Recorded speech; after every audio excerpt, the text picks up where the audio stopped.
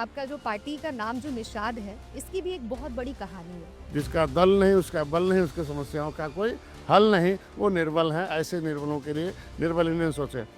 काशीराम जी से कभी मुलाकात हुई आपकी? युग परिवर्तक। प्रशासन पुलिस का कहना है कि दंगा किया, आगजनी की।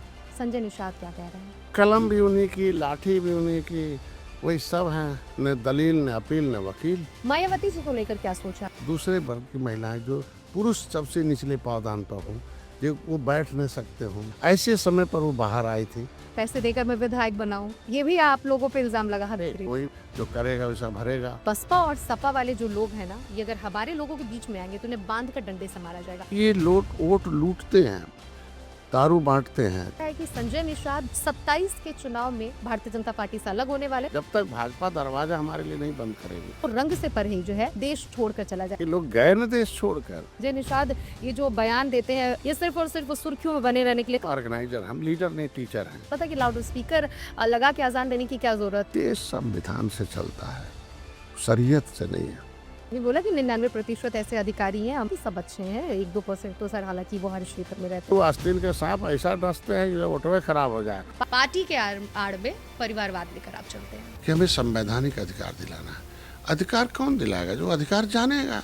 महात्मा निषाद को लेकर क्या कहेंगे सब? पूरा रैकेट शामिल है। काजल निषाद कहती है कि हम तो अपने ससुर जी की बहुरियां हैं। तो सौभाग्यशाली है। उनका शब्द जो है पगला गए हैं, उनको डॉक्टर ने गलत इंजेक्शन लगा दिए। एक निषाद नेता को लोग टारगेट करते हैं। आप पर बहुत ज्यादा टारगेट करती हैं। कोई आदमी संगत के हिसाब से अपना बयान देता है।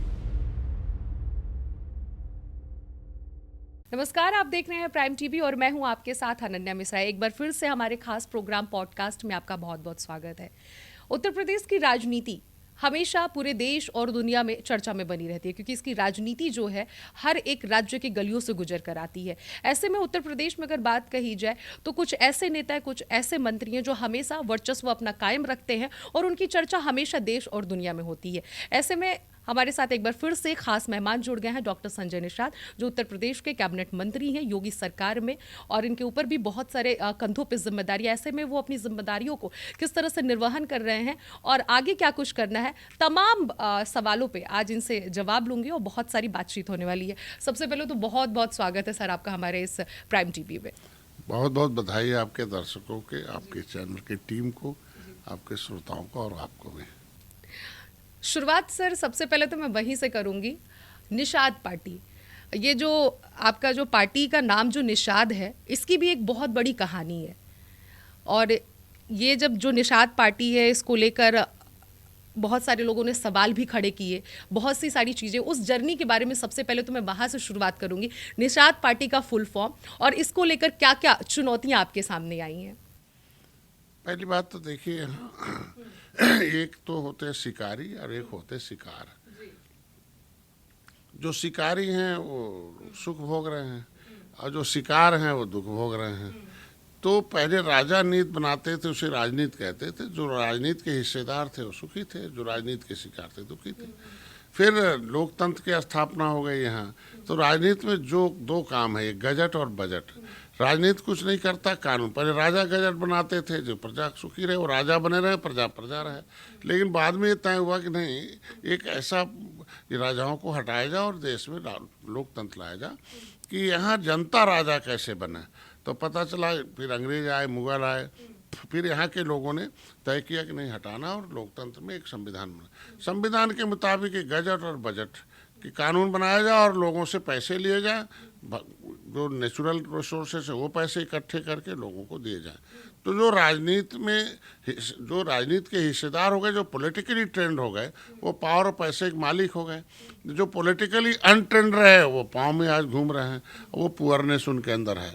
ऐसे में जिन लोगों ने देश को आज़ाद कराया संविधान में, आपके बड़ी था सबको इतिहास में, कि जिन लोग पहले सड़क तो थे नहीं, हाईवे था, हाईवे रोडवेज, रेलवेज, एयरवेज सब आज है, लेकिन पहले केवल वाटरवेज था, वाटरवेज से आते और जाते थे, और वाटरवेज के मालिक मछुआरे हुआ करते थे। तो अंग्रेज मुगल सब उसी रास्ते, और सीधे लड़ाई उनसे हुई जब इस देश को खजाना लूट के ले जाने लगे।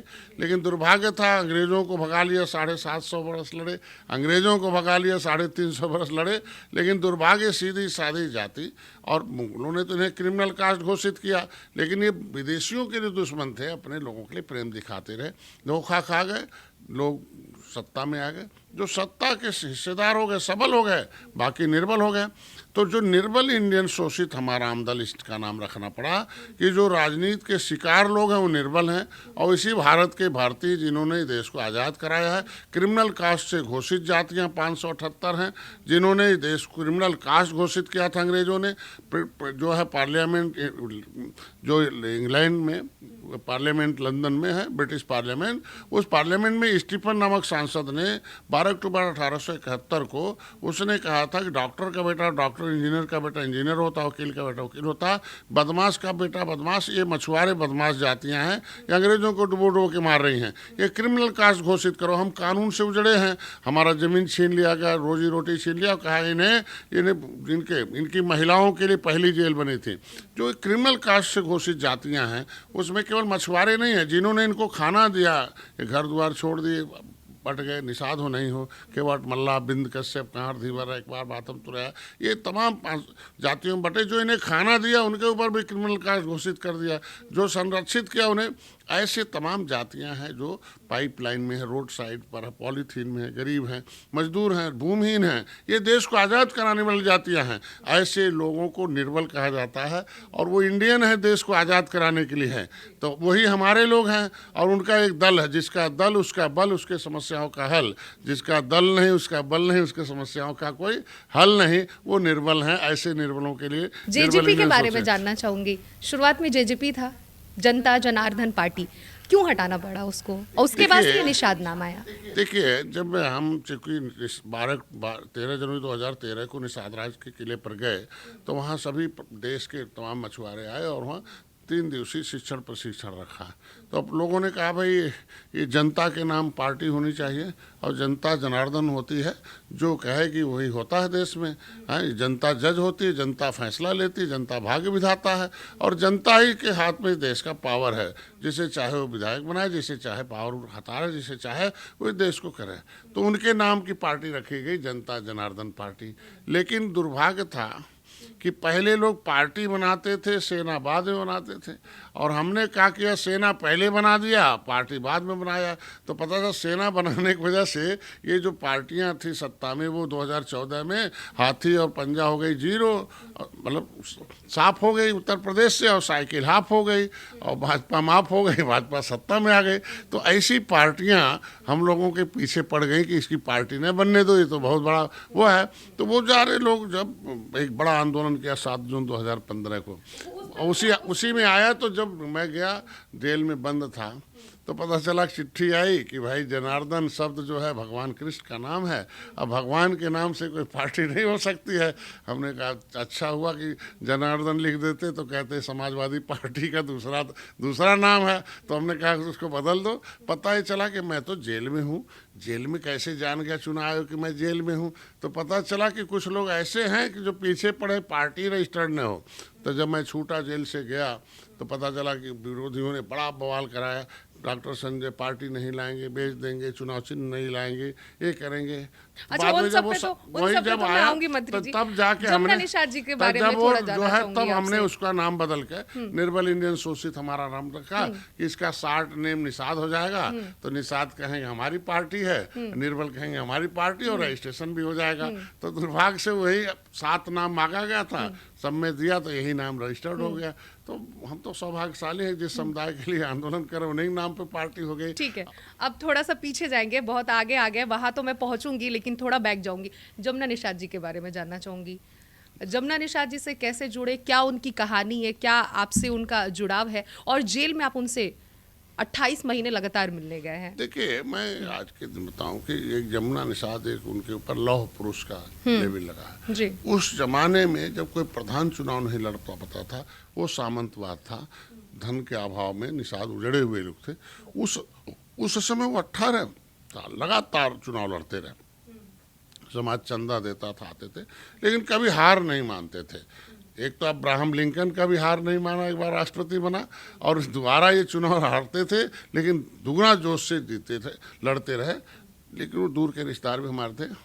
और उनका एक बार हमारे यहाँ वह क्या नाम है, एक दरोगा था, वो ज़बरदस्ती जब कब्जा करा दिया था, फिर पिताजी को बंद कर दिया, फिर गए तो मुलायम सिंह के बहुत नज़दीक थे, उनके पास गए तो मैं क्योंकि डॉक्टर था तो सहयोग से ही पार्टी चलती थी, तो वो आते थे उनके लोग हमारे साथ। तो एक बार फूलन देवी उनके पति को टिकट दे दिया और वहाँ लड़ने आई, तो हमारे डिस्पेंसरी रुके।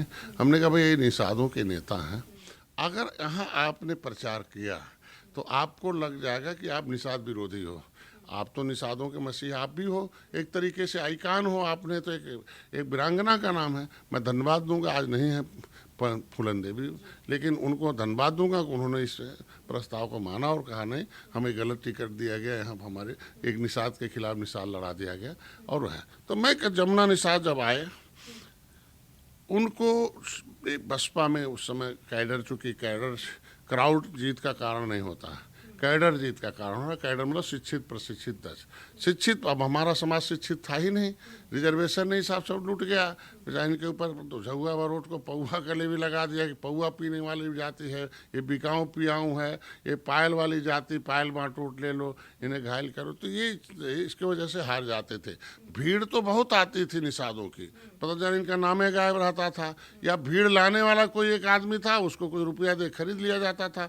भीड़ तो इतनी आ जाती थी, 20-20 किलोमीटर रोड पर आदमी नजर आते थे, लेकिन वोट में ट्रांसफर नहीं हो पाता था। चूँकि सामाजिक ऊर्जा को राजनीतिक ऊर्जा में बदलने के लिए एक हमें कैडर चाहिए, टीम चाहिए। जिस तरीके से बोतल में पानी है, उसमें आप तार डालो तो बिजली नहीं डलेगा, लेकिन पानी को रोक कर अगर हम टरबाइन में डालते हैं तो उसमें से अलग से छुपी हुई बिजली बाहर आ जाती। तो ये पॉलिटिक्स, सामाजिक ऊर्जा को राजनीतिक ऊर्जा में बदलने का एक सिस्टम कांसीराम साहब ने बनाया था। वो बहुजन समाज पार्टी में थी और लास्ट में बहुजन समाज पार्टी में आए और मंत्री बने। एक बहन की इज्जत लूटी गई, लोग आए, और चूँकि वो निषादों में तुरंत चल देते थे। जैसे एक बेटा मेरा वो है ना सरवन, वो जब भी कोई घटना हुआ तुरंत चल देता, चाहे वो मरा चाहे जिए हो चाहे जैसे हो, तुरंत तो निकल, जैसे जरूरत हुआ तुरंत निकलेगा। हमें भी जैसे कल पता चला कि 16 घर जल गया, मैं तुरंत चला गया। तो इसी तरीके जमुना निषाद चले जाते। तो एक लड़की की इज्जत लूटी गई, थाने में FIR नहीं होता था, बल्कि उल्टा ही उस लड़की को थाने में बैठा लिया गया था और वहाँ भी उसके साथ अभद्रता होती थी। उसके बाप को कुछ हमारे परिचितों ने वो ये गए थे, जो है वैष्णो देवी, जैसे लौट के आए तैसे ही उन्होंने पगड़ी रख दी। लोगों ने, भाई समाज का बात है, चलो ये दरोगा नहीं सुन रहा, इसमें कई लोगों से बात भी किया था उस समय, लेकिन वो सामंतवादी किस्म के लोग थे, उसी से रिलेटेड वो आदमी था लड़का। जैसे वो गए तो जानते राजनीति के शिकार हैं। अभी वो पहुँचे ही नहीं थे, उससे पहले ही गोली चल गई, भीड़ बहुत थी और एक सिपाही मारा गया और बाद में उन्हें 302 मुलजिम बना दिया गया। जब उनको लोगों ने रोका, मैं जब आंदोलन किया, हमें पता चला, जेल में मिलने गया तो उनका ट्रांसफर जेल में उन्होंने हमें बताया, निषाद राज के। तब गोरखपुर में जेल में थे, तो फिर तबीयत ख़राब थी तो मेडिकल कॉलेज में भर्ती हुए। तो मेडिकल कॉलेज के एक उनको सेपरेट मिला था, सुरक्षा में इलाज चलता था। तो शाम को डिस्पेंसरी बंद करते थे, हम लोग जाते थे रात में, वो सबको हटा के फिर हम लोग चर्चा होते थे। तो हमारा एक शक्ति मुक्ति महासंघ हुआ करता था, तो उसका नारा था जय ज्योति जय भीम। तो जय भीम के नाम पर चूँकि बसपा ने उन्हें जेल भेजवाया था, तो निषाद पूरे प्रदेश के लोग उग्र थे भीम के नाम पर कि जय भीम कहने पर तो सत्ता में आ गई हाथी, और हम ही झुआ पर वोट डाल दिया कि भाई जमुना निषाद के कहने पर, और बसपा में आते ही हमारे नेता को जेल भेजवा दिया। तो पूरा जय भीम के नाम के नारे पर कोई आदमी निषाद गांव में नहीं घुसने देता था। तो ज्योतिबा फुले जय ज्योति जय भीम का नारा हुआ था, शक्ति मुक्ति महासंघ के नाम पर एक संगठन था। तो उन्होंने तब वहाँ निषाद राज के किले के बारे में बताया, और जैसे ही सुना तैसे मैडम को बताया, और हम 13 जनवरी 2013 मैं मिसेज को मैं घर आया, रात में बताया, अरे यार हम लोग केवटा मल्लावा बिंदवा कहते हैं लोग, वो तो अभी निषाद राज का किला वहाँ। ये सब उसी दौरान का बात है उसी- जब आप इलेक्ट्रो होम्योपैथी हाँ के मैं डॉक्टर हुआ मैं करते थे। अस्पताल हाँ। में से खाली होता था, शाम को तो जाता था। तो जैसे ही वहाँ आया, अस्पताल से गए, वहाँ से आए, घर आए, बताया मैडम कह के नहीं चला। हमने कहा भाई अब चलो, बिना किला देखे मानेंगे नहीं। और जैसे किले पर गए 13 जून 2013 को हृदय परिवर्तन हुआ। प्रवीण निषाद थे, गाड़ी चला के गए थे, हम लोग 27 लोग गए थे 2 गाड़ी लेके। तो हमने कहा भाई अब हम अपना जीवन से संन्यास लेते हैं और संकल्प लेते हैं कि इस निषाद राज की जो विचारधारा है, राजनीतिक विचारधारा है कि भैया सबको समान रूप से उन्हें कानून से हक है। सभी लोग समाज में भगवान के भेजे हुए लोग हैं और इनको कानून से हक मिलना चाहिए। संविधान में भी लड़ाई शुरू हो गई तो जमुना निषाद को फिर ले जाके चेंज हो गया। वो जेल विरोधियों ने उनको लखनऊ भेज दिया। तो मैंने उनके फ़ोन आया कि आए नहीं मिलने आप। तो उनके भाई हैं, हमने कहा भाई को भेजिए, मैं तो आपको छुड़वा कर तब आऊँगा। तब फिर मैंने एक आंदोलन बड़ा शुरू किया। डीएम ऑफिस गोरखपुर का था, मैं गया। हमने कहा भाई सभी लोगों को बुलाया और तमाम हमारे पास संगठन था ही, शक्ति मुक्ति महासंघ आए और उनके भाई को आगे किया। इतना भय था गोरखपुर में कि निषाद डर के मारे फोटो नहीं खिंचवाता था। जो इतने नेता थे, क्योंकि वो सामंतवाद का इतना दौर था कि बुला के शाम को उनकी पिटाई हो जाती थी। तो मैं जब भागने लगे कि हमने कहा फ्रंट पर क्यों नहीं हो, कहा साहब शाम को बुला लिया जाएगा। जो नेता टाइप के थे, प्रधान जिला पंचायत या कोई, थोड़ा एकदम फ्रंट पर नहीं आए। तो मैंने कहा भाई जनता हमारे साथ है। मैंने कहा डीएम महोदय आप सबसे बड़े बुद्धिमान आदमी हो, आपके पढ़ने में जो पैसा खर्च हुआ सरकार का पैसा हुआ और सरकार को टैक्स हमारे देश की जनता ने दिया। हमारी आबादी 18% है। आपको पढ़ाई लिखाई में जितना भी पैसा खर्च हुआ होगा वो 18% हमारी बिरादरी का है।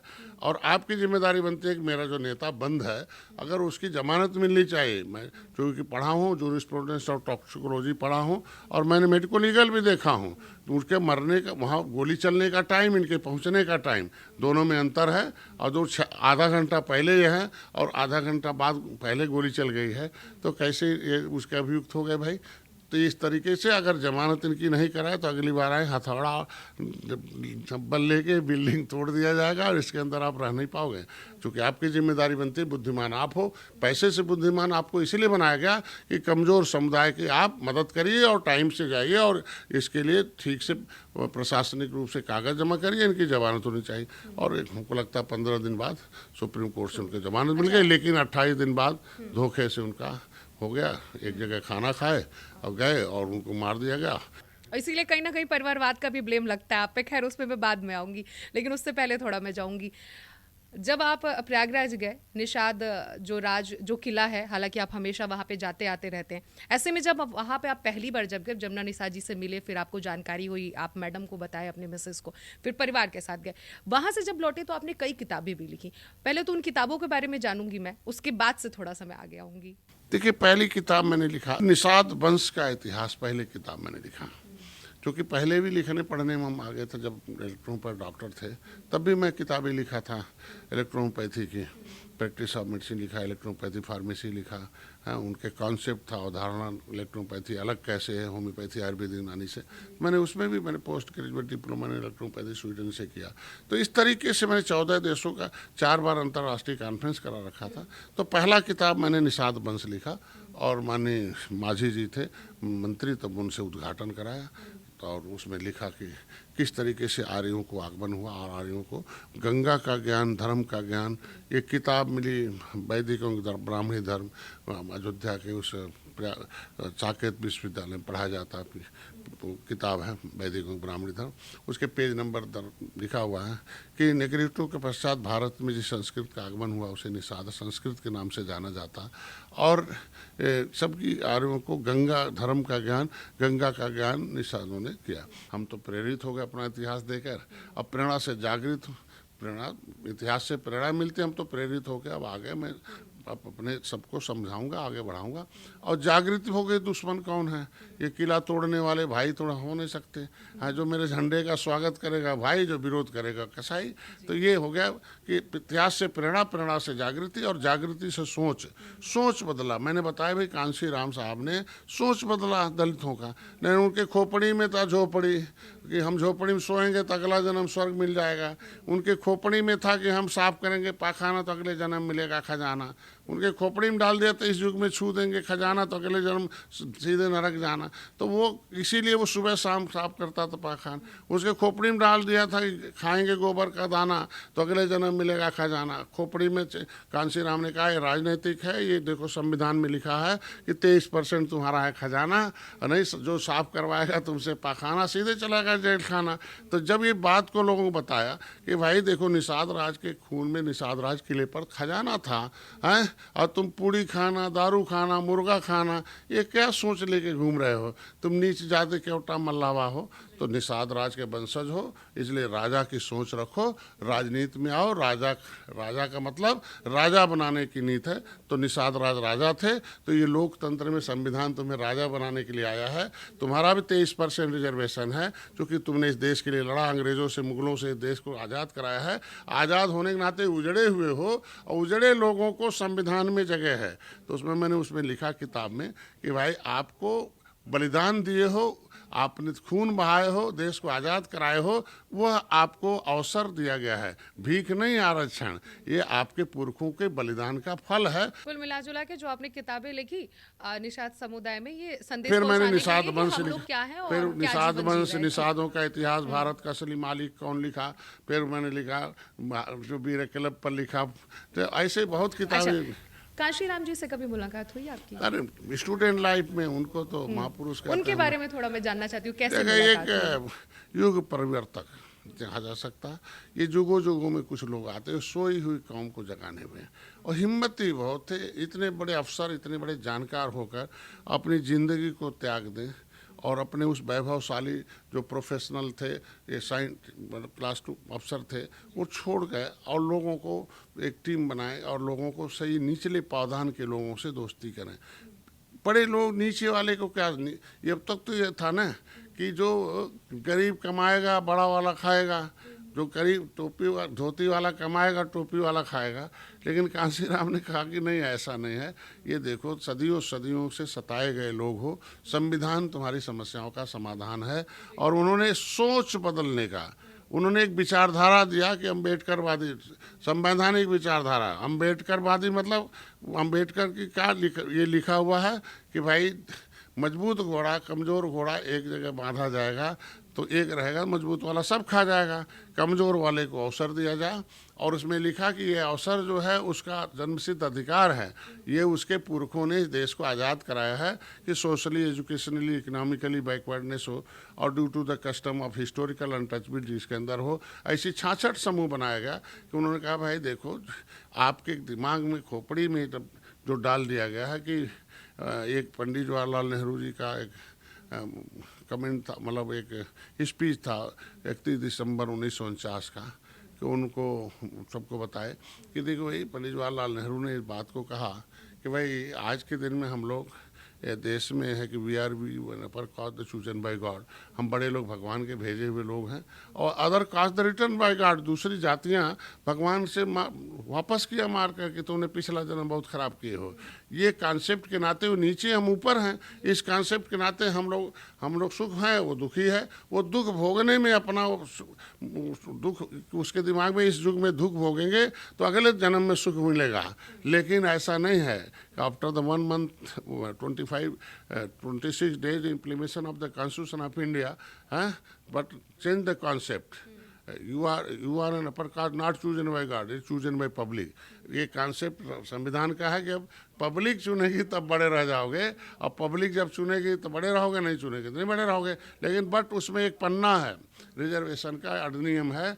उस अधिनियम में लिखा है कि leatherman, washerman, fisherman and craftsman in the 66 type of group of caste already chosen by constitution of India. वो 23% लोगों को रिजर्व कर दिया है कि वो संविधान में कि उनके लड़के 23% बढ़ेंगे, डॉक्टर इंजीनियर बनेंगे, सरकारी पैसे से पढ़ेंगे, सरकारी नौकरी करेंगे, हर एक व्यवस्था से सरकार उन्हें आगे बढ़ाएगी। उनको हर महीने पैसे दिए जाएंगे, 23% बजट उनका सुरक्षित है, उनका 23% खजाने में कुछ नहीं है। उनके बच्चे अब नहीं साफ करेंगे पायखाना, उनके लिए रहेगा खजाना, वो अपनी माँ को देगा, माँ बाजार जाएगी, किताब लाएगी, कपड़ा लाएगी, बढ़िया से खाना खिलाएगी, हर महीने पढ़ाएगी, हर बढ़ा के आगे बढ़ाएगी। जैसे थोड़ा बड़ा हो जाएगा तो जिले में, हर जिले में एक अनुसूचित जात कोचिंग सेंटर होगा। अनु मतलब नीचे, सूचित मतलब सूचित किया जाएगा कि ये जातियाँ पैसे से, बुद्धि से, देश के नाते उजड़ी हुई जातियाँ हैं, ये अनुसूचित हैं, इनके लिए बच्चे अनुसूचित जाति कोचिंग में पढ़ेंगे, खाएंगे, पिएंगे, रहेंगे,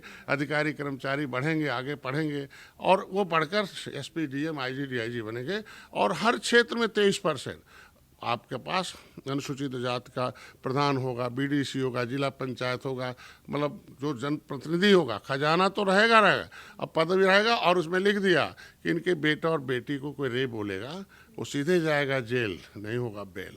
उसमें लिखा है कि अगर इनकी लड़कियों को कोई अपमानित करेगा और इज्जत लूटने का प्रयास करेगा तो सीधे जाएगा जेल खाना, सीधे जाएगा जेल, नहीं होगा बेल। बल्कि उसकी बच्ची को पैसा अलग से मिलेगा, उसे न्याय दिलाने की व्यवस्था की जाएगी। और इतना कड़ा कानून है उसमें सुरक्षा।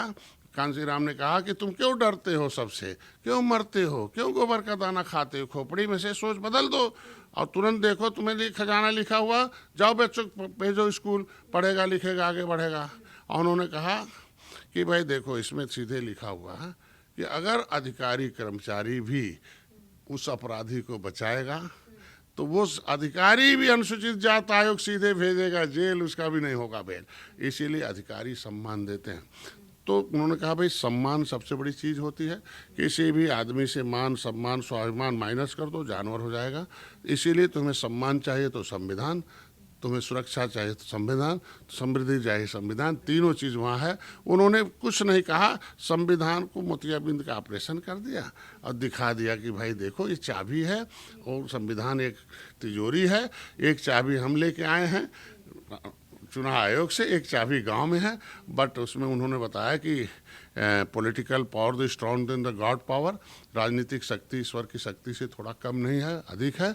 और उनमें लिखा कि the real God is voter in the democracy, इस युग का असली भगवान वोटर है। उन्होंने कहा कि द चर्चिल की किताब एक है, उन्होंने कहा कि भाई कि social organisation is a sweet point of democracy, सामाजिक संगठन एक मीठा जहर है उस समाज के लिए। अगर उस पर राजनीतिक दल नहीं है तो चमार महासभा बंद कर दो, अम्बेडकर महासी, ये जो इतना महासभा है ये सब कांग्रेस ने बनवाया लूटने के लिए। उन्होंने कहा every problem solve by the political party in the democracy, सभी समस्याओं का समाधान राजनीतिक दल से संभव है। ये राजनीतिक दल मैं लेके आया हूँ, मैं संविधान में जाऊँगा, तुम्हारा लागू कराऊँगा। तो सारे लोगों ने ट्रस्ट किया। मैं तो धन्यवाद दूंगा कि जब वो थोड़ा सा बढ़े और उन्होंने अपने वोट को इकट्ठा किया और वो जैसे ही राजनीति सोचने लायक हो गए दलित भाई, तो अपर कास्ट हर तो मान दूंगा, पंडित जी लोगों ने गले लगाया कि मैं पहला, हम लोग सम्मान देते हैं, कोई लड़ाई करने की जरूरत नहीं पड़ेगी। सतीश मिश्रा एंड कंपनी आई और कहे नहीं हम सत्ता में पहुंचाएंगे और आपको संविधान में मिला हुआ हिस्सा दिलाएंगे। अब पिछड़ों में मुलायम सिंह आ गए, उनके बाद आए सपा, बसपा के बाद सपा बनी है। देख के उनके दिमाग में आया कि अरे यार ये तो जो सबसे नीचे थे सब पावर में आ गए, हम लोग तो जो है मोटा लाठी वाले, ऐसे 60 साल बाद बुद्धि वाला बोल। उन्होंने भी पार्टी बनाई और देख लो पिछड़ों के नाम पर आए, और उन्होंने भी, अमर सिंह ने उनको लाया। तो आज के दिन में जो बची जातियां हैं, कांसी राम एक आइकान है।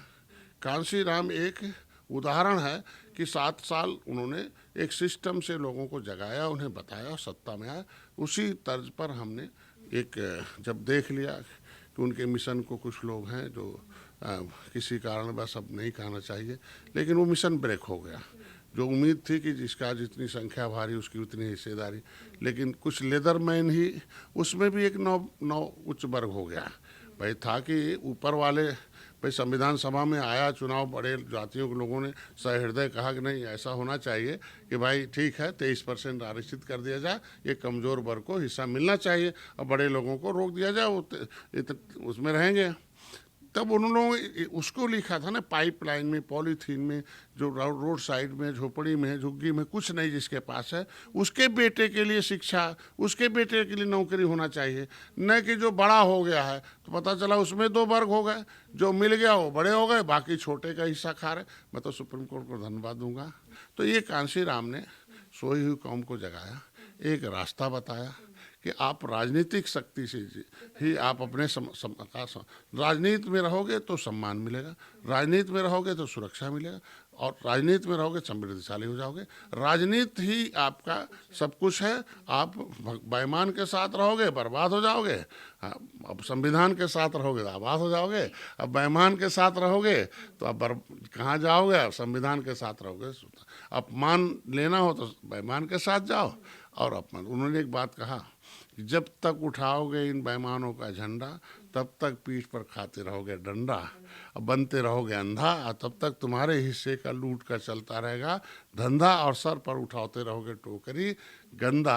अब फेंक दो इन बेईमानों का झंडा और ले लो मत बनो अंधा, मत खाओ पीठ पर डंडा। ले लो अपना डंडा, उसमें लगा लो अपना झंडा, मत खाओ पीठ पर डंडा, मत उठाओ गंदा। अब ले न उठाओ टोकरी, ले लो सरकारी नौकरी, क्योंकि 23% नौकरी लिखा है। तो मैं भी अपने लोगों से कहता हूँ कि जब तक उठाओगे इन बेईमानों का झंडा तब तक बनते रहोगे अंधा, पीठ पर खाते रहोगे डंडा, और लुटाते रहो अपने बच्चों का नौकरी। इसीलिए मैं कहता हूँ कि मैंने कह दिया कि बंद करो, अपना उठाओ डंडा और उसमें लगाओ जय निषाद राज का झंडा, मत खाओ पीठ पर डंडा और मत बनो अंधा। देख लो अपना। अच्छा, मैं देख रही हूँ आप बोल रहे हैं, तो जब भी मैं पॉडकास्ट ऐसे बैठ के करती हूँ, इससे पहले भी कई लोगों का मैं की हूँ, तो जिस तरह से आपको यहाँ पे जितने भी लोग मौजूद हैं अब बहुत ध्यान से सुन रहे हैं और बहुत मुस्कुराते हुए सुन रहे हैं, कहीं ना कहीं आपकी बातों में बहुत ज्यादा इंटरेस्ट। ये लोग भी पीड़ित हैं, ये शिकार लोग हैं, इनको हिस्सेदार बनाने के लिए बात कर रहा हूँ। सब राजनीति कैसे, आज मैंने लिखा अपने पोस्ट पर कि अगर आप 12 राजनीति नहीं पढ़ोगे 12 घंटे तो 12 घंटे दूसरे का काम करने के लिए तैयार रहो। 12 घंटे राजनीति पढ़ लोगे तो बढ़ोगे। अगला सवाल है सर आपसे, ठीक है, सीधे मैं वहीं पे जाती हूँ। आपने बनाया राष्ट्रीय निषाद एकता परिषद के बैनर तले सहजनवा थाना क्षेत्र में संत कबीर नगर जिले की सीमा पर कसरवल गांव के पास 7 जून 2015 को हजारों लोगों ने रेलवे ट्रैक जाम किया। प्रशासन पुलिस का कहना है कि दंगा किया, आगजनी की। ये प्रशासन और पुलिस की तरफ से है, आपने दंगा किया, आपके लोगों ने आगजनी की। संजय निषाद क्या कह रहे हैं? संजय निषाद की तरफ से क्या है? प्रशासन और पुलिस की तरफ से तो ये है कि आप लोगों ने दंगा किया। कलम भी उन्हीं की, लाठी भी उन्हीं की, वही सब हैं। पहले जैसे अंग्रेजों के समय था, न दलील न अपील न वकील, तो वैसे ही सपा बसपा कांग्रेस के समय, न दलील न वकील न अपील। इन लोगों ने तो कुछ जो कहे वही सही हो गया। हजारों लोगों के सामने अगर गोली मारी गई, और गोली मारी गई इसलिए मारी गई, भाई देखो आंदोलन करना हक है, हम बुद्धिमान लोगों के खून हैं, हम मूर्खतापूर्ण कोई काम नहीं कर सकते हैं। जब पहले हमने आपसे मिला, जब मैंने समाजवादी पार्टी से मिला, तो जब मैंने कागज दे दिया नहीं काम करोगे वादा करने के बाद, हैं 2014 में मैंने उनसे मिला, मैं रेल रोका, मैंने धरना दिया 1 फरवरी 2014। पूरे मैंने 1 महीने पूरे गोरखपुर में आंदोलन किया। पूरे रोज धरना होता था कि भाई जब लेदरमैन को मिल रहा, वाशरमैन को मिल रहा, संविधान में लिखा, फिशरमैन को क्यों नहीं मिलेगा? और आप जब हमें हमारा नाम क्यों ओबीसी में डाल दिए हो?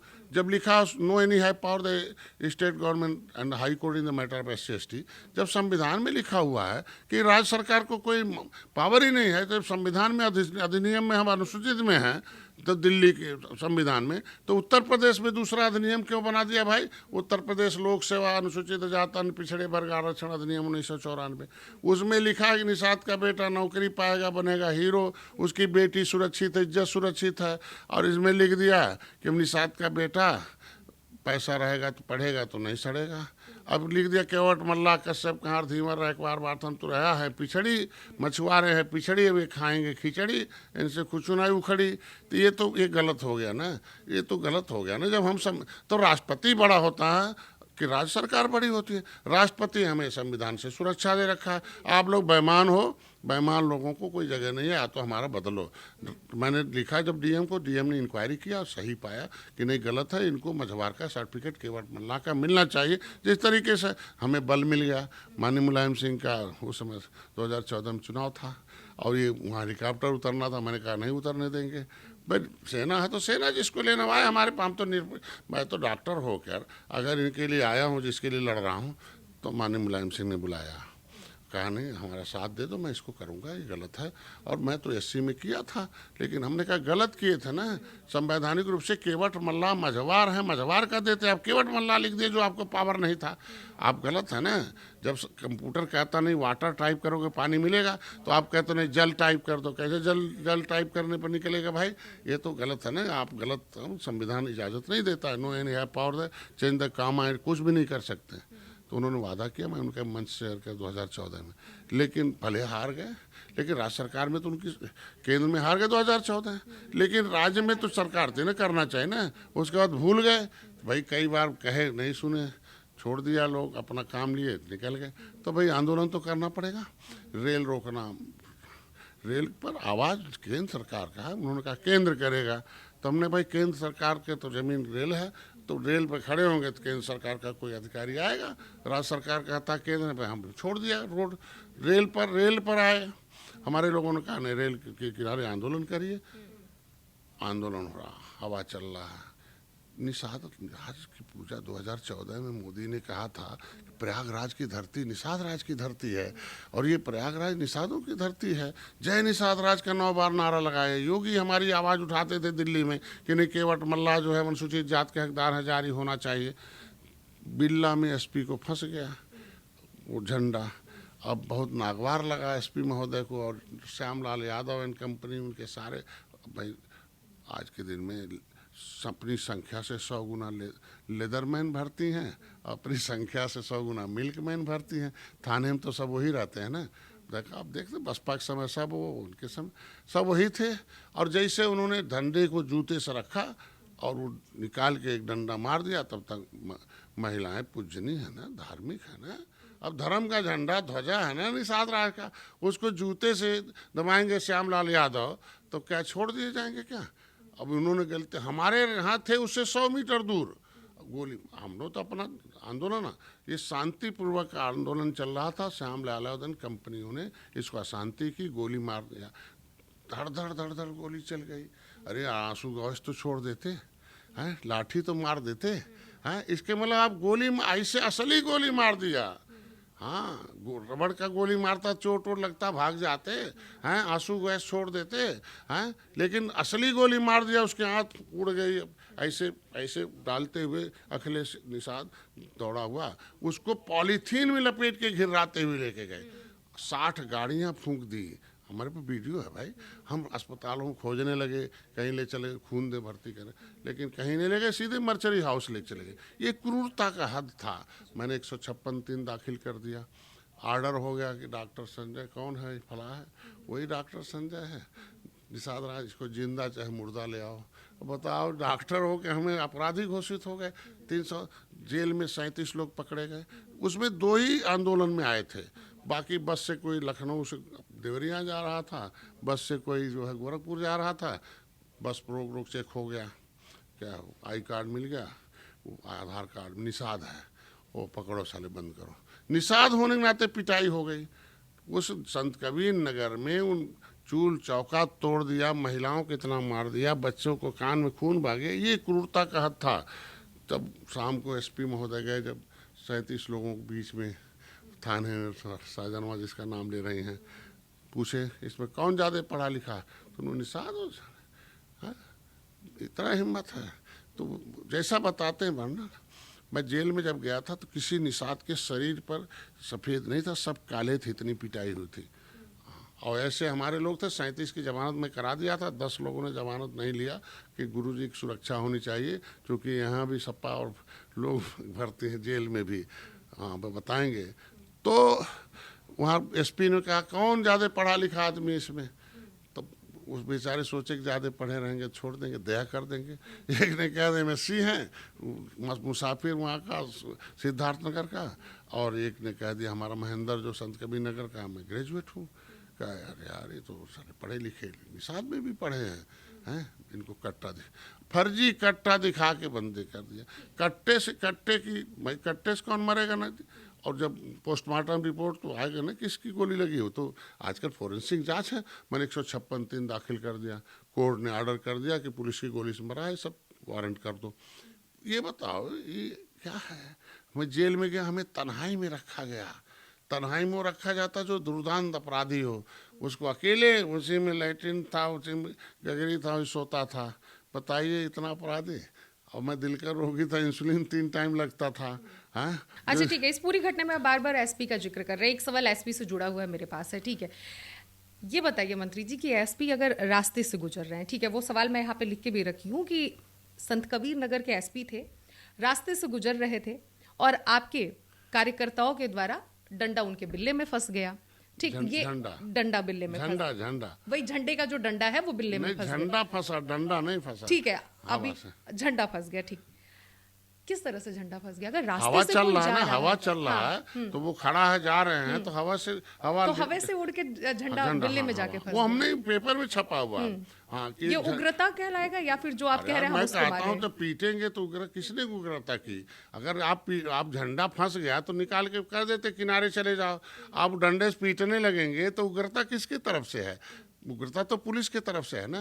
गोली चलाना तो ये तो निहत्थे लोग हैं। ये तो हम झंडा लेके गए थे, ये कोई बंदूक लेके जाता है क्या? बोलिए, वो खाली हाथ थे, निहत्थे लोगों पर 60 गाड़ियां फूंकी गई है और कौन उग्र हो? पुलिस ने उग्रता की है, डंडे पुलिस ने मारा है, गोली पुलिस ने चलाई है, वारंट पुलिस के ऊपर हुआ है और पूरे हमारे लोग पत्थरों से अपना खदेड़ रहे थे। जब भाई ये बताओ रक्षक भक्षक बन जाएगा तो संविधान तो इजाज़त देता है ना अपनी आत्मरक्षा में जो भी कुछ करना हो करिए, हैं? अब उनके पास तो हथियार था, इनके पास क्या था? महिलाओं के पास। तो आज के दिन में ऐसा नहीं होना चाहिए और उसका दंश समाजवादी पार्टी भोग रही है 2014 से। अच्छा, कांशीराम जी से आप बहुत प्रेरित हैं, हालांकि शुरुआत में आपने बहुत तारीफ की है। मायावती जी को लेकर क्या सोच है आपका? कभी आपने सोचा नहीं कि जो आप भारतीय जनता पार्टी के साथ अपनी पार्टी का गठबंधन की है वो मायावती जी के साथ भी आप कर सकते थे, क्योंकि कांशीराम जी के सिखाए हुए रास्ते पर वो भी चलती हैं। देखिए, बहन जी के अंदर एक खासियत है, मैं उन्हें धन्यवाद दूंगा कि उस दौर में उन्होंने कदम रखा जिस दौर में महिलाओं को बाहर निकलना, पंडित जवाहरलाल नेहरू के सिस्टम के साथ दूसरे वर्ग की महिलाएं जो पुरुष सबसे निचले पावदान पर हों, जो वो बैठ न सकते हों चारपाई पर, सामने खड़े न हो सकते हों, ऐसे समय पर वो बाहर आई थी। तो उसके लिए उनको बहादुर महिला कहते हैं और उन्होंने कड़े फैसले लिए और हर जातियों को उन्होंने भाईचारा बना के राजनीति में लाया दोनों लोगों ने। अब किस कारण, बस चूँकि जान ही रहे हैं कि अब कौन है, किस तरह राजनीति में कैसे शिकार बनाया जाता है, राजनीति में जो है देश और विचारधारा को कैसे चेंज किया जाता है। तो शुरू के कार्यकाल उनके बहुत अच्छे थे। अभी भी बहन जी को जो वामसेप का कैडर था, जो शिक्षण प्रशिक्षण था, वो बंद हुआ और वामसेप से निकले हुए मिशनरी कार्यकर्ता बसपा को जब तक चलाए तब तक सत्ता में थी। वामसेप बंद होना ही एक मतलब गलत है और किन कारण से बंद हुआ उसका जो वामसेप के निकले हुए कार्यकर्ता थे, वो कैडर क्या है? ऐतिहासिक कैडर, सामाजिक कैडर मतलब शिक्षित प्रशिक्षित दक्ष कर, जो हम ऐतिहासिक ज्ञान देना, सामाजिक ज्ञान देना, आर्थिक ज्ञान देना, राजनीतिक ज्ञान देना, वोट में कितनी शक्ति है वो देना, कितनी, ये मतलब ये सब कुछ जो है ये तभी सिखाया जाता है कि जब, तो ऐसे ट्रेंड लोग जब तक थे। देखो, पॉलिटिकली ट्रेंड लोग ही पावर पैसे पर हैं, पॉलिटिकली अनट्रेंड तो वहाँ में रहेंगे, वो पुअरनेस तो रहेगा। तो कम संख्या में पॉलिटिकली ट्रेंड लोग पूरे पावर पैसे पर हैं और बहुसंख्य लोग पॉलिटिकली अनट्रेंड लोग हैं। जैसे मैं कई अधिकारियों के पास मिलता हूँ और जब बताता हूँ अपनी किताब लिखी हुई देता, वो कहते हैं हमें पता ही नहीं था, हमें नहीं पता कि कॉन्स्टिट्यूशन में इतना पावर दिया गया है, सब कुछ। तो अभी बहुत है। तो आज बहुजन समाज पार्टी का जो दुर्दिन है वो वामसेप के उस ट्रेनिंग प्रोग्राम के बंद होने से, दूसरा उनमें 14 टुकड़े हो गए लोगों ने और आपस में ही लोग एक दूसरे को देखना था, दुश्मन को अपने में दुश्मन देख लिया लोगों ने। और भाई जो उनके जिनके खिलाफ बसपा बनी थी, अगर उसके लोग ही इसमें आ जाएंगे, भाई हम जिसके खिलाफ लड़ने के लिए अपना पूरी योजना बना रखे हैं और वही हमारे पास आ जाएंगे तो निश्चित रूप से योजना तो भंग होगी ना। तो ये थी, कांग्रेस के खिलाफ बसपा बनी थी और कांग्रेस के साथ भी बहुत दिनों तक रही और उसका नतीजा था कि जो विचारधारा है वो विचारधारा डैमेज हुई और जिसके वजह से बहुत लोग उसमें आए और चले गए और तमाम लोग, और कुछ लोग व्यापारी घुस गए, आप देखे होंगे तमाम हो। तो व्यापारी जब घुस जाएंगे, भाई पार्टी चलाने के लिए पैसा चाहिए, लेकिन जब मिशनरी आप हो तो विजनरी हो आप, तो मिशन में जब देखना कुछ और है, हमें समाज खड़ा करना, हमें राजनीतिक रूप से सबको करना, जब आप ही सभी कुछ हो जाओगे तो कैसे काम चले। तो व्यापारी जब घुस जाएंगे तो व्यापार करेंगे, पैसा दे के आएंगे तो पैसा कमाएंगे। तो इस तरीके की कुछ ऐसी बातें आ गई कि जिसकी वजह से आज है। अभी भी बहन जी का कैडर को धन्यवाद दूंगा। क्यों धन्यवाद दूंगा कि देखिए, हम लोग पैसा खर्च करके आज के दिन में हमें प्रचार करना पड़ता है। भाजपा को सबसे ज़्यादा पैसा खर्च करना पड़ता है, सपा को सबसे ज़्यादा पैसा खर्च करना पड़ता है। कार्यकर्ता हमारे पास भी, कार्यकर्ता बसपा के पास भी और सपा बसपा। लेकिन अभी इस चुनाव में आपने देखा, पिछले बार तो सपा बसपा के साथ खड़ी थी। हम जब गोरखपुर चुनाव लड़ रहे थे, माननीय मुख्यमंत्री जब मुख्यमंत्री हो गए, उनका सीट खाली हो गया था 2018 में, तो मैंने कहा कि भाई, उससे पहले थोड़ा जाऊंगी कि आप मुझे बताइएगा 2017 की आप बात करेंगे, ठीक है। अब माननीय मुख्यमंत्री जी पर आ गए हैं, तो 2017 से शुरुआत से जर्नी शुरू करते हैं। 17 में जेल से आप निकल कर, आप जब ये आंदोलन हुआ जेल में गए, जेल से निकल कर आए, आपकी पार्टी भी बन गई। 2017 में भारतीय जनता पार्टी, योगी आदित्यनाथ जिस तरह से उनको मुख्यमंत्री बनाया गया, वही दौर चल रहा था। उस वक्त आपका पीसी से गठजोड़ हुआ, पीस पार्टी से। उसके बाद की थोड़ी जर्नी मुझे बताइए। देखिए, निश्चित रूप से किसी को राजनीति में, क्योंकि रणनीति में बहुत कुछ बताई नहीं जा सकते आप मंच पर, लेकिन अब आप क्वेश्चन है तो अब नहीं बताएंगे तो अभी कहेंगे कि बोल नहीं रहे। समाज को हमेशा आकलन क्षमता होनी चाहिए कि हमारे पास किस वोट से जीतेगा फला आदमी। तो निषाद मान लीजिए, हमारे पास 50,000 70 सीटें ऐसी है जिसमें हम 70,000 से 1 लाख वोट हमारे पास, 50,000 ऐसे है जिसमें 50,000 से 70,000 ऐसी 50 सीटें हैं। बाकी हम लगभग 200 सीटें हमारे पास हैं जो हम 20,000 से ऊपर हैं। तो 20,000 का मतलब हो गया, अब अगर 4 लाख वोट है तो 5% हो गया। अगर 60% वोट पड़ गया, कैडराइज वोट 80% पड़ता है, तो अगर हमारे पास 20,000 है तो 16,000 वोट पड़ जाएगा ना। कैडराइज वोट 16%, 80% पड़ता है, जनरल वोट 60% पड़ता है। तो इस हिसाब से तो 16,000 वोट अगर हम कहीं प्रभावित करते हैं तो कोई भी हारेगा जीतेगा। ऐसी स्थितियों में 2017 का जब चुनाव हुआ, 2014 में मैंने चुनाव लड़ा दिया था, तब पार्टी नहीं थी, मैंने राष्ट्रीय निषाद एकता परिषद से लोकसभा चुनाव लड़ा था, 5 सीटें। धनंजय जी लड़े थे जौनपुर से, मैंने यहाँ इनका सपोर्ट किया था, जो है सुल्तानपुर में जो है संजय सिंह जी का, और जो है हमारे गोरखपुर से लड़ा था, वहाँ संत कबीर नगर से हमारी अपर्णा लड़ी थी, गोरखपुर, और महाराजगंज से हमारा भांजा लड़ा था, डॉक्टर देवरिया से एक जो है लड़ा था, निषाद लड़ा था, 3 निषाद लड़े थे, 2 दूसरी विराज। तो ऐसे में पीस पार्टी के साथ हम लोग हैं कि एक तो उनकी भी दशा खराब है। मुसलमानों में 80% अंसारी हैं। अंसारी जो है एक तरीके से जाल बिनने वाले को जलहा कहते हैं, जाल बिनने वाले को जलहा कहते हैं, और जब घना कपड़ा धागा बिन तो उसे जुलाहा कहते हैं, और जुलाहा को जब हम बदल दे तो अंसारी कहते हैं। तो ज़्यादातर अंसारी है, उनकी भी दशा यही है, न खेती है न बारी है। तो ये हुआ कि एक तो अंसारी थे, ऐसे वो जो है 3 क्लास उसमें भी है मुसलमानों में। तो ये हुआ कि हमारा वोट अगर 50 इतना है और मुसलमान इतना वोट है, तो 70 सीटें वो, 70 सीटें हम, जो 1 नंबर की सीटें थी, हम लोगों ने लड़ना शुरू किया। लोगों के मन में आया कि नहीं, अगर मुसलमान वोट दे देता, हमारा वोट इकट्ठा हो जाए तो हम लोग जीत सकते हैं। बात समझ गए। तो 1 सीट मैंने भदोही जीता भी, भले मैं हार गया, लेकिन मैं पहली बार में 40,000 वोट पाया, और उससे पहले जो विधायक बने थे वहाँ वो 36,000 में विधायक बने थे, लेकिन मैं पहली बार में 40,000 वोट आया और अच्छा, वही एक विधायक आपके उस वक्त बस, हाँ, एक बने। और बहुत सारे ब्लेम लगाए थे, पैसे अरे देकर वो मैं विधायक बना हूं। नहीं, ये भी आप लोगों पे इल्जाम लगा। अरे कोई भी कुछ कर ले, उनको आज के दिन में जैसा जो करेगा वैसा भरेगा। आपने देखा होगा जो जैसा करता वैसा भरता, हमको उसमें अच्छा, अभी उनसे कैसा लेकिन रिश्ता आज के दिन में हम जो कहना चाह रहे थे, 2017 में हम लोगों ने सपा बसपा कांग्रेस के खिलाफ एक मोर्चा खोला, और उनके चूँकि सत्ता में हुई थे, और भाई तो उससे क्या हो गई, जो हाथी और पंजा साफ हो गई और साइकिल हाफ हो गई, और भाजपा जो है भाजपा माफ हो गई, वो सत्ता में आ गए 2017 में। और जब जगह खाली हुआ तब 2018 में सपा उस समय हमने उनसे 12 सीट मांग रहा था, जब बुलाए थे, लेकिन उन्होंने वो हारी हुई सीट मांग रहा था, अगर वो दे दिए होते तो आज के दिन में 2017 में रहे होते।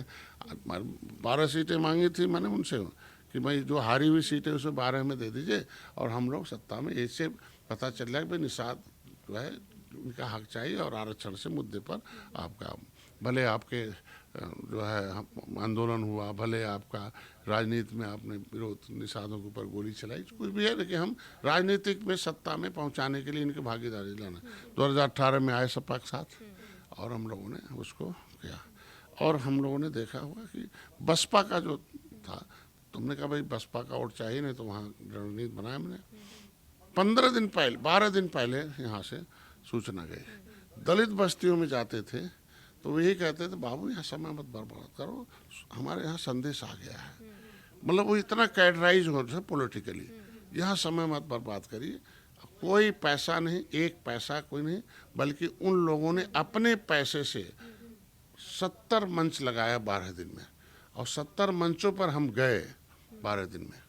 तो सोच सकते हैं हम लोग, और अच्छी खासी हम लोगों ने जीत हासिल की 2018 के उस चुनाव। मंत्री जी, आप जितना भी जिक्र किए, मुझे लगता है ज़्यादातर आपने नाम संविधान का लिया है, संविधान से जुड़े हुए कई बातें कही है, सीखा भी वहीं से, राजनीति भी, तमाम चीज़ें आपने संविधान से जोड़कर कहा।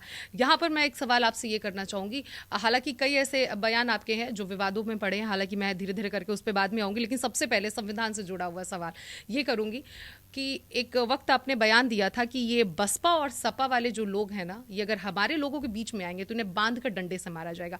आपको नहीं लगता कि संविधान से अलग हटकर ये आपका लफ्ज था, ये बयान था, ये संविधान जो मानता है उसको इस तरह से बयान देना शोभनीय नहीं है? देखो, कार्यकर्ताओं के अंदर इनकरेज और जोश, और उनको पॉलिटिकली ट्रेंड करना पड़ता है, क्योंकि ये वोट लूटते हैं, दारू बांटते हैं। तो उस परिप्रेक्ष्य में किया कि ये दारू बांटने के लिए आए, झुआ भर वोट को पौआ पिला रहे हैं अगर लोकतंत्र में, तो क्या पौआ पिलाना जो है, तो हमने ट्रेनिंग दिया तो कि भैया पौआ अगर लेके आते हैं तो अगर ये सपा बसपा के लोग आए तो उनको बांध लेना। ये लोकतंत्र में दारू पिलाना अपराध है, पैसा बांटना, साड़ी बांटना, पायल बांटना अपराध है। इनको शिक्षा, स्वास्थ्य, रोजगार क्यों नहीं दे रहे हैं? इतने साल से आरक्षण क्यों नहीं दिया? भाई बसपा विरोध करती है आरक्षण का, हमारा ज़मीन छीना हो कोई, बसपा के लोग, बहन जी आई तो वर्ग 3 की ज़मीन छीन लिया, वर्ग 4, वर्ग 5, वर्ग 6। ये आसामी दर्द था निषादों का, यही रोटी है कि ज़मीन वेटलैंड है, आसामी दर्द, मछली मारेंगे खाएंगे, वो उसमें जो है कौलगट्टा उजाएंगे, सिंघाड़ा उजाएंगे, ये मतलब हमारे लोग। इसको छीन, क्या रोजी रोटी छीनना अच्छा है क्या? है हमारा जो आरक्षण है ओबीसी में डाल दिया सपा, हमने मुकुल वासनी और शैलजा दो मंत्रियों सपा ने ओबीसी में डाल दिया, इसके बारे में सपा बसपा ने और कांग्रेस से तीनों मिलीजुली सरकार थी ना, दोनों के सहयोग से केंद्र की बिना शर्त सपा बसपा ने समर्थन दिया था कांग्रेस को। ये समझ गए ना क्यों दिया था बिना शर्त? एक ही शर्त था कि निषादों का नाम एससी में वहाँ है, यहाँ ओबीसी में डालना है। अगर ये निषाद 18% आ गए, जाग गए, तो 80 सीट में 60 सीटें निषाद बाउल हैं, विधायक हो जाएंगे 60 निषाद। 20 सीटें जो लोकसभा की है उसमें 16 सीटें निषाद बाउल हैं। रामचरित्र निषाद दिल्ली से आके चुनाव लड़ सकते हैं ना। तो ऐसे में हमारी पब्लिक फाइल 74/4/1950 जिसके आधार पर संविधान बना हुआ है, जब संविधान सभा में चुनाव हुआ आया तो सभी राज्य सरकारों को नोटिफिकेशन किया गया कि सोशली, एजुकेशनली, इकोनॉमिकली बैकवर्डनेस और due to the custom, historical custom of untouchability, ऐसी जातियों के एक समूह बना के दे दो। तो उत्तर प्रदेश से चला गया 66 समूह। तो हम अनुसूचित जाति में 1931 से थे, 1931 में पहली बार जनगणना हुई, हम अनुसूचित में थे। 41 में, 51 में जनगणना हुई, 1952 में, 61 में हुई, 71, हम 91 तक अनुसूचित, आज भी अनुसूचित में है, लेकिन हमारा नाम ओबीसी में डाल दिया गया 1994 में। तो ओबीसी में डालना अन्याय है, गैर संवैधानिक ढंग से ओबीसी में डाला। तो अगर जिसने हमारे लोगों की रोजी छीनी हो, हमारे लोगों का इज्जत लूटने का हो गया ना, भाई बचाने का संविधान, बचाने का अधिकार अधिनियम है, और ओबीसी में क्या है? ओबीसी में सुरक्षा तो छीन लिया। अब निषाद बेटी की इज्जत कहाँ सुरक्षित हो गई भाई आज के दिन में? अगर दलित की बेटी की सुरक्षित है, लेदर वही संविधान में लिखा है, जो चमड़े काम करेगा चमार भाई, जो कपड़ा धोएगा धोबी भाई, और जो मछली का काम करेगा है वो मछुआरा होगा, मछुआर हो जाएगा। जो अंग्रेजों मुगलों को मौत के घाट उतारा हो, भगवान राम को भी पार उतारा हो, हैं नदियों में सबको पार उतारता हो, मझवार होगा। जब संविधान में लिखा है कि वटमल्ला मझवार है, ये राष्ट्रपति के नोटिफिकेशन में 1961 में हम 70 लाख थे, हमारा नाम गिनती करके ओबीसी में डाल के हमें 7,000 कर दिया। जो 70 लाख से 7,000 मारने वाली गिनती करे, वो निषादों गाँव में जाने लायक है? तो आज के दिन में मैंने सभी लोगों को बता दिया कि भैया ये तुम्हें बेहोश करते हैं। भाई हमने बता दिया उनको कि जो real God is voter in the democracy, but voter is the politically unconsciousness.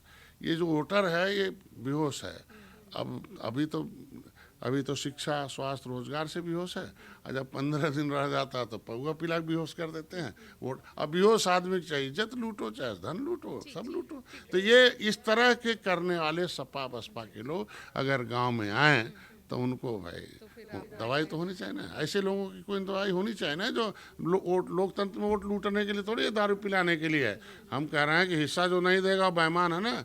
तो ये था जो झंडे का स्वागत करे वो भाई, और जो झंडे का विरोध करे वो कसाई। ये तो आपने बता दिया कि ऐसे लोगों के लिए आप क्या सोच और विचार रखते हैं। 2024 पे अब आएंगे, 24 का लोकसभा चुनाव हुआ, चुनाव बीत भी गए हैं। हालांकि यूपी में प्रदर्शन निराशाजनक रहा। भारतीय जनता पार्टी ने जिस तरह से मेहनत किया और जो उम्मीद थी 80 की 80 लोकसभा सीट जीतेंगे, हालांकि विपक्षियों ने बाजी मार लिया। सवाल मैं यहाँ आपसे ये करूंगी कि 2024 का लोकसभा जब से बीता है तब से आप मुझे कुछ ज्यादा ही एक्टिव इस देश और दुनिया को नजर आ रहे हैं। आप एक यात्रा निकाले हैं जो पूरे जिले में घूम रहे हैं यूपी के तरह तरह। तो यहाँ पर सवाल ये बन रहा है कि संजय निषाद 2024 के चुनाव के बाद से जिस तरह से एक्टिव नजर आ रहे हैं, 27 के चुनाव में क्या वो भारतीय जनता पार्टी से अलग होने वाले हैं या फिर भारतीय जनता पार्टी में रहने वाले हैं? देखिए, और इस यात्रा का उद्देश्य क्या कोई है? भी मित्र हमें तब बनाएगा जब राजनीतिक रूप से हम उनको मददगार होने लगे। भगवान राम को ने निषाद राज को गले इसलिए लगाया कि निषाद राज मित्र थे, वो उस लायक थे कि उनके पास सेना थी।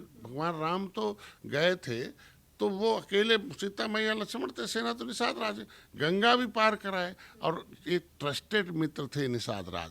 तो डॉक्टर संजय एक ट्रस्टेड मित्र हैं, लेकिन हम मित्र तभी रहेंगे जब उनको जिताने लायक रहेंगे। आज के ट्रस्टेड है ना, सब भाग गए थे 2024 मैं था ना, मैं शादी के पास था। तो 27 तो का मैं क्या कह रहा हूँ माना जाए आज के दिन में हम चाहते हैं कि हमारी पूंजी है, हम जिस नाव में बैठे हैं तो उस नाव में छेदा तो नहीं होने देंगे, डूबने नहीं देंगे, हमारी जिम्मेदारी है। तो भारतीय जनता पार्टी का जो बेस हो, हमारा जो वोट है, भारतीय जनता पार्टी किसी को जिताएंगे तभी कुछ कह पाएंगे। तो 2024 में लगभग 43 सीटें हार गई हैं, और वो कुछ निषाद बाहुल्य थी, कुछ वही सपा बसपा कांग्रेस से आने वाले जो विभीषण हैं, जो सपा में रहे बसपा में रहे, निषाद वो वहाँ भी मलाई खाए, और वहाँ बस उन्हें कुछ नहीं चाहिए। उनके आँख के सामने हमारा नाम ओबीसी में पड़ा, उनके आँख के सामने वो लोग मंत्री बनते रहे, और हमारी बहन बेइज्जत की जो बजाने का जो संविधान में सुरक्षा था वो लुटता रहा। मतलब ये लोग लुटवाने वाले लोग हैं, और वही लोग इनके सलाहकार बन गए भाजपा के।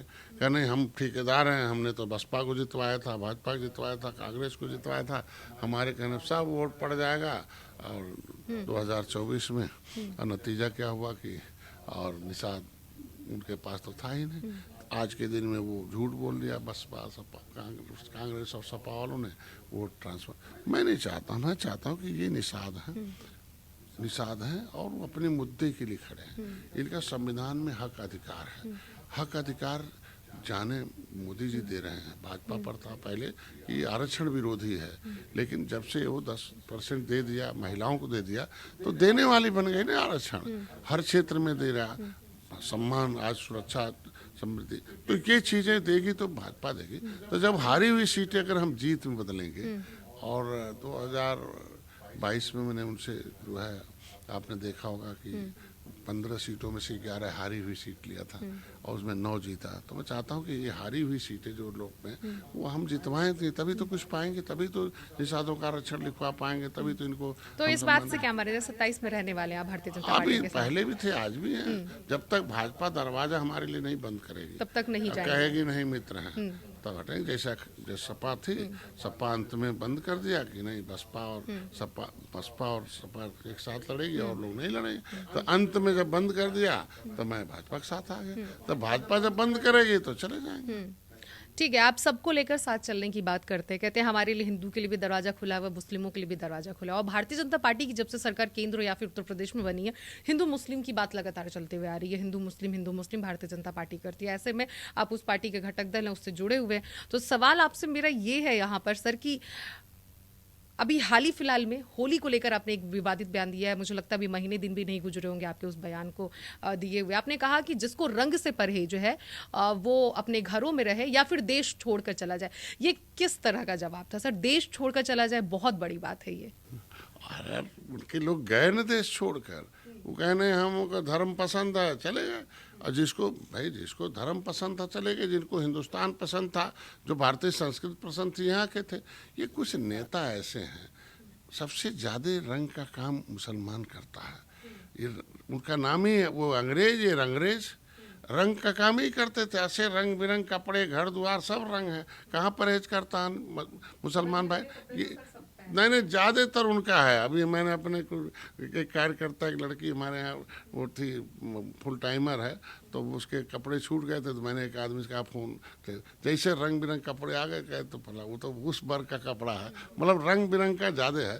तो आज के दिन में रंग से परे, अरे यार इबादत कर रहे हो तो उस समय कोई जाए तो ठीक, लेकिन अगर आप सड़क पर चल रहे हो तो पीठ पर तो नहीं लगाए हो ना कि हम मुसलमान हैं। अगर आपको रंग लगा ही दिया तो इसका क्या मतलब होता भाई? ये रंगों का त्यौहार मतलब खुशियों का त्यौहार है, खुशी बांटने का त्यौहार है, आपस में कटुता ख़त्म करने का त्यौहार है, गुजिया खिलाकर सेवई खाने का त्यौहार है। तो 70 साल से तो यही चल रहा है। लेकिन कुछ नेता ऐसे हैं कि जो रंग लग जाएगा तो ये कर देंगे, रंग लग जाएगा तो वो कर देंगे।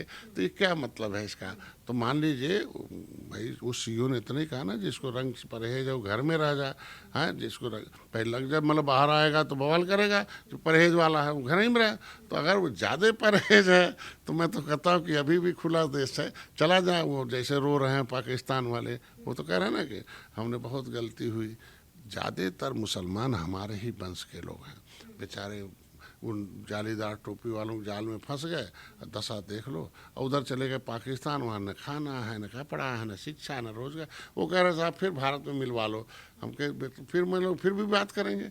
हमने कहा अगर उनकी सोच रखने वाले इन्हें पे बर्बाद होना है तो चले जाएं। सच्चर कमेटी की रिपोर्ट कहती है कि मुसलमानों की दशा SC/ST से खराब है। कौन खराब कर रहा है? यही लोग हैं जो जालीदार टोपी वाले हैं, जो इन बेचारों को बहका रहे हैं। अरे यार वो भी हमारे भाई हैं, हमने अभी बताया ना। तो ठीक है, इस बयान पे तो सर आपने क्लियर कर दिया कि आपके कहने का उद्देश्य क्या था, मतलब क्या था। ठीक है, ऐसा ही एक बयान और हिंदू मुस्लिम से जुड़ा हुआ है, क्योंकि सर बातें ये आती हैं कि संजय निषाद ये जो बयान देते हैं जो विवादित जिसको कहा जाता है, ये सिर्फ और सिर्फ सुर्खियों में बने रहने के लिए, खबरों में बने रहने के लिए कि हाँ यूपी में एक मंत्री है जिसका नाम संजय निषाद है, उन्होंने इस तरह का बयान दिया। क्या वाकई में आप इस तरह के उल जलूल जो बयान देते हैं आप प्रेस के लोग हैं, सही बात देखे, सही बात बोल। देखो हम ऑर्गेनाइजर, हम लीडर नहीं टीचर हैं। टीचर का काम है सही बात बताना, सही बात पढ़ाना, सही जानकारी देना, बिना लाग लपेट के। आज नहीं कल बहुत करो।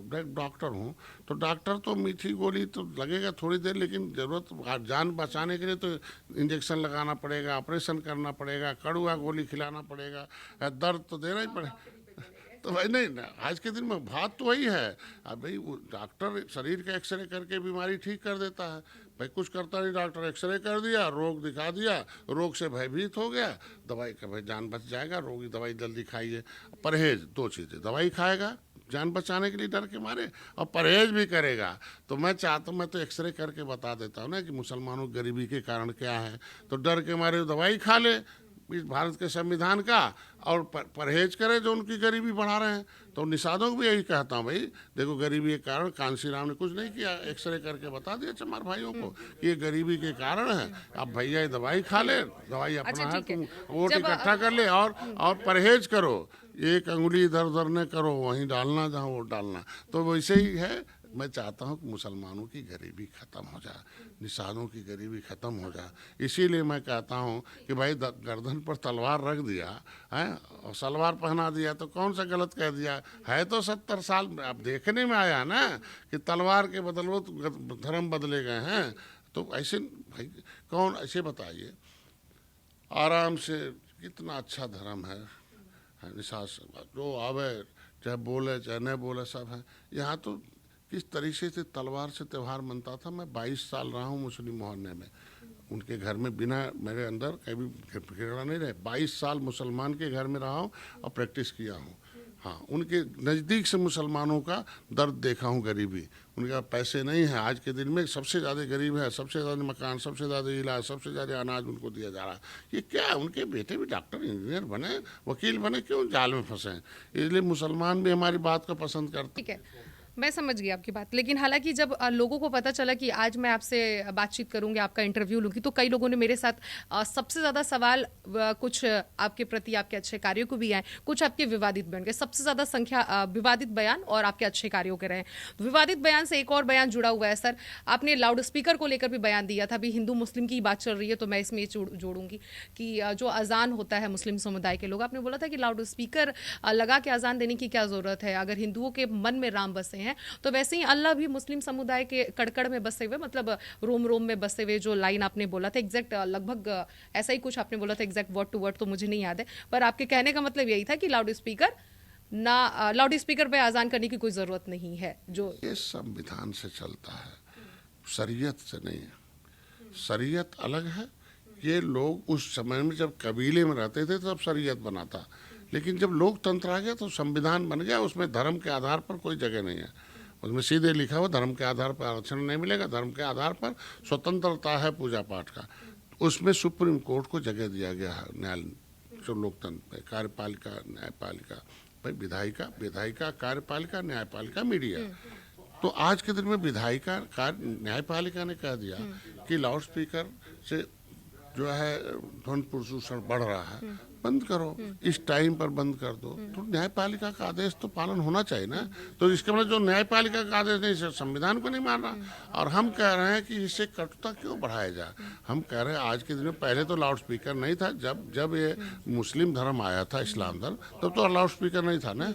तब तो कैसे मनाते थे भाई। लेकिन सर वो लोग भी तो हिंदू धर्म पे बहुत सारे सवाल खड़े कर सकते हैं। हम भी लोग तो भजन कीर्तन लाउड स्पीकर मैं कह रहा हूँ आज के दिन में हमारे यहाँ भी टाइम है हमेशा। अब देखो हमारे यहाँ भी योगी जी ने कह दिया इस टाइम टू टाइम बजना।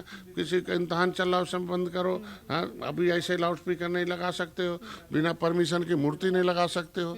अभी हमारे यहाँ एक तो मूर्ति लगा रहे थे हमारे कार्यकर्ता, मैंने मना किया, डीएम से परमिशन 5 बजे डीएम बुलाए और यह का तो प्रॉपर जाएगा ना। भर हमारी सरकार है, हम निषाद राज की मूर्ति रख रहे हैं, नहीं रखने दे रहे हैं। हमने कोई परमिशन करके पूछ लेना, अच्छा जगह वहाँ है तो गाँव वालों को मानना अच्छा है तो वहाँ लग जाए कि प्रक्रिया दूर हो जाए, और नहीं तो उससे अच्छा जगह दे दो।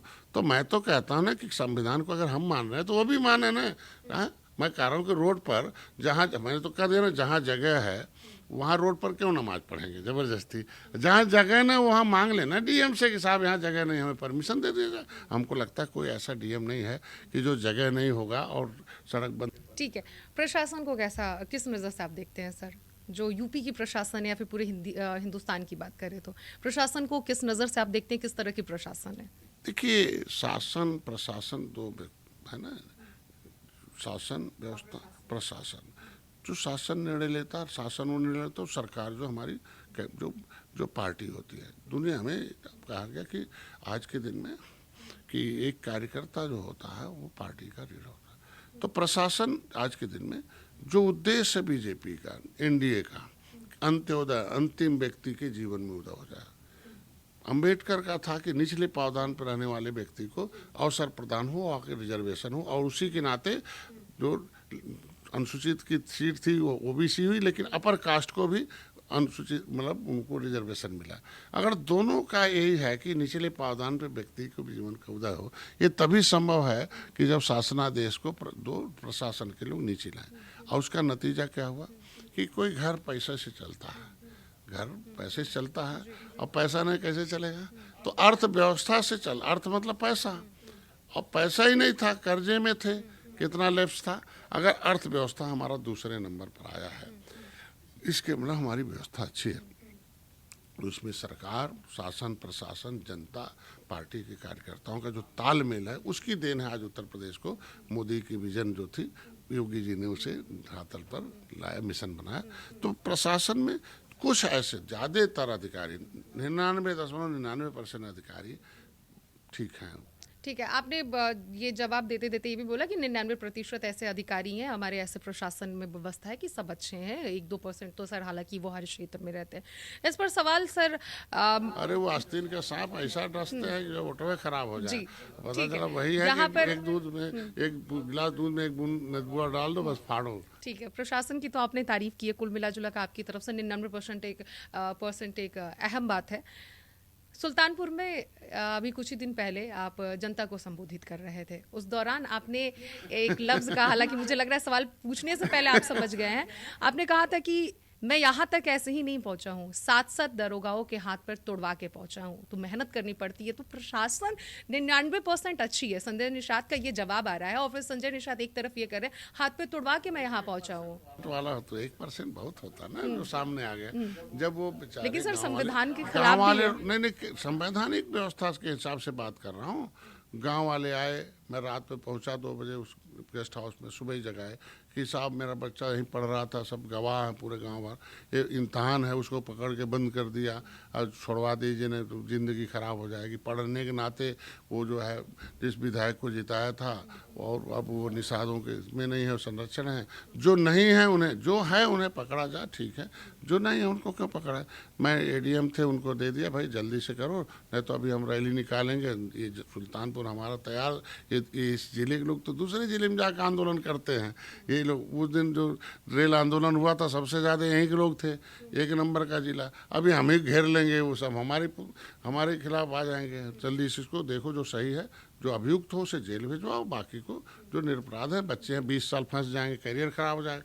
नहीं सुना, और हुआ वही, जब मंच पर आए और हज़ारों महिलाएं खड़ी होंगी, 10,000 की भीड़ थी। साहब मेरी बात सुन ली जाए तब बोला जाए। मैंने कहा क्या मामला, क्या वो हुआ नहीं, छोड़ा ही नहीं, और ऐसे ही ऐसे है, और अब और लोग पकड़े जा रहे हैं जो है नहीं, वो दोस्ता बस जो निषाद के नाते, और जो पढ़ रहे हैं बेचारे है नहीं, इम्तहान चल रहा, उन्हें पकड़ा, वो था ही नहीं वहाँ, तो जो रहे किया जाए। तो मैंने उनको कहा कि रक्षक भक्षक बनेगा, तो इस तरीके से ऐसा हुआ था, तो याद रहे, मतलब फिर कैसे थोड़े यहाँ पहुँचे हैं। तो ये यही सेना है ना जो बैठी सामने, फिर क्यों उनको फिर रक्षक भक्षक, तो इनकी रक्षा की जाए ना।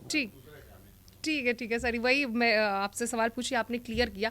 ठीक है, अब आपसे मैं ये जानना चाहूंगी सर, परिवारवाद का ब्लेम हमेशा आप पे लगता है, चाहे वो आपके बेटे जो सांसद बने उन पर भी ब्लेम लगा कि ये परिवार को लेकर आगे बढ़ाते, अपने बेटों को सांसद बनाने के चक्कर में रहते, कहते हैं निषाद समुदाय को लेकर आगे बढ़ता हूँ, पर निषाद पार्टी बनाने को बना ली है, निषाद समुदाय के बीच में जाते हैं, लेकिन निषादों के लिए उन्होंने कुछ नहीं किया, सिर्फ और सिर्फ परिवार के लिए करते हैं। निषाद पार्टी के आड़ में परिवारवाद लेकर आप चलते हैं। देखिए, निषाद पार्टी का एक स्पष्ट ध्येय और उद्देश्य है कि हमें संवैधानिक अधिकार दिलाना है। अधिकार कौन दिलाएगा? जो अधिकार जानेगा, एडवोकेट होगा ना, जो आंदोलन सीखा हो, ट्रेंड हो पॉलिटिकली। जब तक प्रवीण निषाद सांसद थे, तब तक जब भी साधन चलता था तो अपने समाज के आरक्षण की, संवैधानिक अधिकार की बात करते थे, जो संवैधानिक सुरक्षा मिल जाए। समझ, दुर्भाग्य है कि बहुत लोग हारे, वो भी हारे। लेकिन अभी जो निषाद सांसद कहे हैं, not a single word use in the सदन में, तो क्या मतलब निषाद को भेज देने से समाज का भला होगा कि संविधान लागू होगा तब? तो संविधान लागू कराने के लिए हमें, दूसरी बात, हमारे सामने मेरा एक भाई मारा गया, बेटा अखिलेश निषाद, कितना दर्द है, एक बाप का एक बेटा। अभी हम लोग इसलिए जब आएंगे तो हो जाएगा। वो किसके लिए मरा था? आरक्षण के लिए मरा था। तो मैं अब जब दूसरे का बेटा आंदोलन हो रहा, तो मैं आंदोलन में हमेशा आगे लेके जाता हूँ, अपने परिवार को लेके जाता हूँ। तो अब कफन बांध के तो निकलना पड़ेगा ना। तो हम दूसरे बेटे को क्यों शहीद करूँ? अपने बेटे को लाओ, कफन बांधो और शहीद के लिए बाहर निकालो। अब देखो, बदमाश गोली मार दिया तो मेरे बेटे को भी गोली मार सकता है। अगर उसको हम सज़ा दिलवा रहे हैं, जहाँ भी मर्डर होता है मेरा बेटा दौड़ के जाता है ना। आज के दिन में कोई और दूसरी बिरादरी सांसद तो नहीं जाते हैं। आज के दिन में निषाद, वह जो विरोधी हैं, उनके पास कोई ऐसा मुद्दा नहीं जिससे कि निषाद, डॉक्टर साहब, निषादों के ऊपर घृणा पैदा करो। विनोद बिंद, डॉक्टर विनोद बिंद सपा में थे और 10 साल से वो खाली कोई दीवार बाकी नहीं होगा साइकिल का प्रचार न किया हूँ। और लेकिन अंत में टिकट फेंक दिया उन्हें उठा के। लेकिन जब मैं गृह मंत्री से कह के आया कि भाई मेरे 5 हम घर नहीं, हमें निषाद को लड़ाने के लिए अलग से सीट चाहिए, जो आपके सिंबल पर जरूरत होगा लड़ा देंगे। और गृह मंत्री को धन्यवाद दूंगा, 5 सीटें अलग से दी हमें निषाद। और निषाद में हमने हमारा एक ही बेटा लड़ा विधायक, लेकिन मैं फिर विनोद बिंद को खोज के लाया, मतलब पकड़ के लाया। हमारे अंदर दोस्त था पीयूष रंजन निषाद हार गए थे, समाजवादी भाजपा टिकट नहीं दे रही थी। माननीय सिद्धार्थनाथ सिंह ने कहा कि भाई देखो भाई और अपने कोटे में लेकर दे दो। हमने अपने कोटे में, वहाँ दूसरे का टिकट था, 12 में हमारा था, 12 में उन्होंने मदद किया था पार्टी को, उसने 12 हमें मिला था, 12 हमें खाते में आया था, वहाँ घोषित भी कर दिया था, वहाँ वो बिना पासवान रिजर्व सीट थी। लेकिन बाद में आया कि इनको टिकट नहीं मिल रहा, तो मैंने उसको विड्रा कर दिया 12 को, उनको मतलब उसको कह दिया भाई नहीं लड़ना है। और वहाँ बल्कि तो फिर इस सीट को लिया और इनको दिया, नुकसान करके दिया, ऐसा नहीं, मैंने इनको दिया जिताया। 2 आए। तीसरे में जो हमारे पास थे, मैं खुद गया चल के 2 निषादों के पास, नाम नहीं लेंगे, कि लड़ जाइए और लड़ जाइए या विधायक हो जाएंगे। क्या नहीं साइकिल आ रही है। हमने कहा आप सपना ना देखो, मैं 5 सीट लाया हूँ, लड़ जाओ। नहीं लड़े। जब वो नहीं लड़े 3, मतलब 3 लड़े 2 नहीं लड़े, तो 2 और है। गृह मंत्री ने कहा भाई निषाद कहाँ हमको आप परमिशन दो, हम दूसरे को लड़ा देते। तब फिर दूसरे बिरादरी को हमें लड़ाना पड़ा। कोई ऐसा व्यक्ति आया हो हमारे पास कि जो हमारे यहाँ फार्म भरा हो और आया हो लड़ने के। आज 1 साल से कह रहा हूँ कि जिसको लड़ना हो आज ही आ जाओ, जिसको लड़ना आ जाओ, आओ ट्रेंड हो जाओ। जो उससे लड़ने जा रहे हो वो 24 घंटे ट्रेंड हैं, हाथ पैर तोड़ाने मत आना। वो तो दांव पेच सीख रहे हैं रोज जिससे लड़ने जा रहे हो। और तुम आओगे 15 दिन पहले, वो दूसरे लोग पैसा दे देते, जाओ लड़ो, टिकट मांगो, आओ। तुम कहो चिल्लाना कि भाई हमें टिकट नहीं दिया, 15 दिन पहले आएगा। पर हाथी साइकिल में सब घूम रहे हैं वहाँ के, हम उनके भाई। तो ये पहले बताइए, तो जब से मैं आया हूँ साइकिल, जब से मैं आया हूँ हाथी और पंजा 0 हो गई ना, साफ हो गई, और साइकिल हाफ हो गई। वो कैसे हमें माफ़ करेंगे? देखते ही पागल हो जाते हैं डॉक्टर वाक वजह से, जो हम हारे हैं सब पागल हो जाते हैं। अरे यार डॉक्टर वाक सेना आ गई, जय निषाद राय। जब से कहीं उतरते हैं तो इस तरीके से है ना, तो वो लोग रसगुल्ला थोड़ी खिलाएंगे हमें, उल्टे पुल्टे बोलेंगे। आज के दिन में बात गलत आ। ठीक है, आपने तो बता दिया कि परिवारवाद आप नहीं करते, गलत ब्लेम आप पे लगता है, आपने एक्सप्लेन कर दिया। ठीक है, अपना माना बिंद, वो मल्लाह बिंद है। एक धर्मात्मा निषाद को लेकर क्या कहेंगे सब? अभी ये हाल ही फिलहाल का पूरा कांड है। सुनियोजित है, इसमें बड़ा उन्होंने रैकेट, पूरा रैकेट शामिल है बड़ा। ये तो जांच का विषय मैंने खुद मांग की है और चल रहा है जांच, फोरेंसिक जांच, थोड़ा टाइम लगता है। मेरी बात मैंने सोशल मीडिया, अगर सोशल मीडिया मैं वही आ रहा, सोशल मीडिया का ही है। सोशल मीडिया इलेक्ट्रॉनिक मीडिया है ना, सोशल मीडिया एक प्लेटफार्म है ना। सोशल मीडिया से अगर जजमेंट लिया जाएगा तो सारे जज चले जाएंगे, कहाँ चले जाएंगे? सोशल मीडिया में सबको, मैंने तीसरे दिन मैं पहला व्यक्ति हूँ, उसी दिन मैंने बयान दिया जांच होना चाहिए। और जांच से पहले कुछ नहीं होना चाहिए, इसमें बहुत कुछ बड़ा खेल है। दूसरे दिन जब मैंने उसका सर्च किया तो उसमें 2 आईडी चल रही है, इंटरनेशनल प्लेटफॉर्म, ये देश का नहीं है सोशल मीडिया, दूसरे देश का है। वो लिख रहा कि इंडिया में 2 लोग इसको ऑपरेट कर रहे हैं। 2 लोग कौन ऑपरेट कर रहे थे? दूसरा नाम आना चाहिए। तीसरा उसमें FIR 8:30 बजे का है, 8 बजे का है, और 9:37 पर वो पोस्ट आया है। आप समझ सकते हो कि 8:30 बजे इसकी मृत्यु हो गई हो, वो 9:30 बजे पोस्ट कैसे करेगा? ये सुनियोजित है संजय को बदनाम करने का, मेरे परिवार को। नहीं, परिजन तो उसका भाई जो था पहले सपाई है, उसका भाई तो कभी दिखाई नहीं दिया। जो था वो मेरा था, और 6 महीने से मेरे साथ था। जब से इलेक्शन हुआ लोकसभा का, तब से मेरे साथ था, और अभी 13 तारीख को भी मेरे साथ था, रैली में भी था। तो कभी उसको गुस्सा आता था, जब ये विरोध लगाते थे उसको घुमा के, तो वो सोशल मीडिया में लिख देता। जब सच्चाई जानता था तब फिर मेरे साथ आता, फिर सच्चाई जान के मेरे साथ आए। अगर 6 महीने में कोई, अगर उसके साथ मेरी बातचीत, मैं 13 तारीख के बाद, मैं 13-14 था गोरखपुर, और मैं फिर चला गया, तब से मैं बाहर हूँ, 119 दिन से बाहर हूँ मैं। उसका अगर कभी बातचीत हुआ हो और कभी मैंने उसको हेट पहुंचाया, उसको गुस्सा 6 महीने पहले का रहेगा तो 6 महीने पहले कोई घटना करेगा। अब इस बीच में कोई न टिकट है न तो कोई इलेक्शन है, तो कौन सा टिकट हम दे रहे हैं किसको, मांगा हो, एप्लीकेशन दिया हो या लड़ना हो, हम मना कर दें। दरमियान एक ये भी सवाल उठा था। ठीक है, आपने बता दिया कि सोशल मीडिया का खेल है, कहीं ना कहीं ये आपको फंसाने का जाल है, जिस तरह से आपने कहा। उस वक्त ये भी बातें निकलकर सामने आ रही थी कि ना आपके बेटा और ना आप, धर्मात्मा निषाद अपने क्षेत्र में काफी ज्यादा फेमस हो गए हैं, ऐसे में आप लोगों को जलन हो रही है। निषाद हम पार्टी तो देखो गलत बात, ये गलत बात राष्ट्रीय है। जो हम जी, हम विधायक बनने वाले हैं कि हम वहाँ चुनाव लड़ना है, हमें विधायक बनने वाले हो तो चुनाव लड़ना हो तो हमें दर्द हो, हमें तो विधायक बनाना है ना। हम तो 403 सीटों पर लड़ने तैयार कर रहे हैं ना। वो तो सब गलत आरोप है इस तरीके का। कभी उसने कोई लिखा होगा हमें टिकट नहीं दे रहे हैं डॉक्टर साहब, ठीक है, वो तो पहले उसमें 3 चीज़ें हैं। जब भी वो लिखता था तो पढ़ी पाई लिखता था, लेकिन उस दिन आपने देखा होगा कि सब ड्रॉप है बगल में बिंदी से। हमेशा वो सरवन लिखता था, सरवन, लेकिन उसमें श्रवण है। एक भी बिंदु गलती नहीं है, कोई भी है। कोई इस तरह अवसाद में लिखेगा तो ऐसा तो नहीं है कि बहुत है। ये आप समझ सकते हैं कि पहले का लेख निकाल लीजिए, उस लेख को निकालिए, इट में उसी से पता चलता है दूसरा कोई है। सर समझ गए आपकी बातों को कि फंसाने की वो साजिश थी, एक षड्यंत्र है। हालांकि अभी वो वो तो समय आने ठीक दीजिए, है। जिसको जो पूछना हो पुलिस से पूछे ना, क्यों ना। जी, अगला सवाल मेरा ये रहेगा, जहां से आप आते हैं गोरखपुर से, जब भी वहां पे चुनाव होता है तो समाजवादी पार्टी काजल निषाद को खड़ा कर देती है, और ऐसे में काजल निषाद कहती है कि हम तो अपने ससुर जी की बहुरियां हैं। उनका लाइन ये रहता है कि हम तो डॉक्टर संजय निषाद के बहुरियां हैं, लेकिन और आप पे ये भी ब्लेम वो लगाती हैं कि हमारे ससुर जी, उनका शब्द जो है, पगला गए हैं, उनको डॉक्टर ने गलत इंजेक्शन लगा दिया, इसीलिए वो मेरे बारे में गलत गलत चीजें बोलते हैं।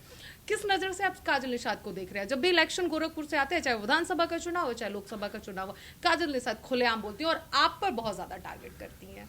देखिए, हम तो सौभाग्यशाली हैं कि कम से कम एक निषाद नेता को लोग टारगेट करते हैं, देखते हैं कि डॉक्टर संजय के हाथ में वोट है, डॉक्टर संजय नेतृत्व कर रहे हैं, डॉक्टर संजय जगा रहे हैं, डॉक्टर संजय के कहने पर समाज चल रहा है।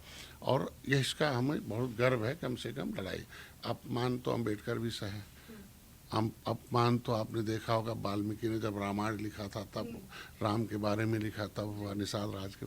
तो अपमान जिसके जैसा संगत होता है वैसे उसकी आवाज़ होती है। हमारी संगत हमारे महापुरुषों के, इस देश को, गरीबों को भले के लिए लगा, जिन्होंने जीवन दिया, कांसी राम ने। ऐसे बहुत लोग, हमने सोशल वर्कर हैं, हम लोगों के संगत ऐसे हैं जो राजनीतिक रूप से सुरक्षा दिला सकते हैं। भली महिला हैं, हमसे पहले भी मिलते रहे, अभी भी हस्बैंड मिलते रहे, और उससे पहले भी है। गलत हाथों में है। समाजवादी पार्टी से हमसे बढ़िया कोई नहीं जानता होगा वो कैसे यूज करती है, कैसे फूलन देवी जैसे यूज हुई, खत्म हो गई, रमना निषाद जैसे यूज हुए, खत्म हो गए। समाजवादी पार्टी उनका, हाँ, विशंभर जी यूज हुए, खत्म हो गए। हाँ, कहाँ चले गए? जब वो सदन में आवाज़ उठाते हैं विशंभर जी निषादों के आरक्षण की, समाजवादी पार्टी छोड़ के भाग जाती है, विरोध कर देती है। यहाँ चिल्लाते हैं निषादों की, ऐसे हैं, ऐसे ही है आज के दिन में।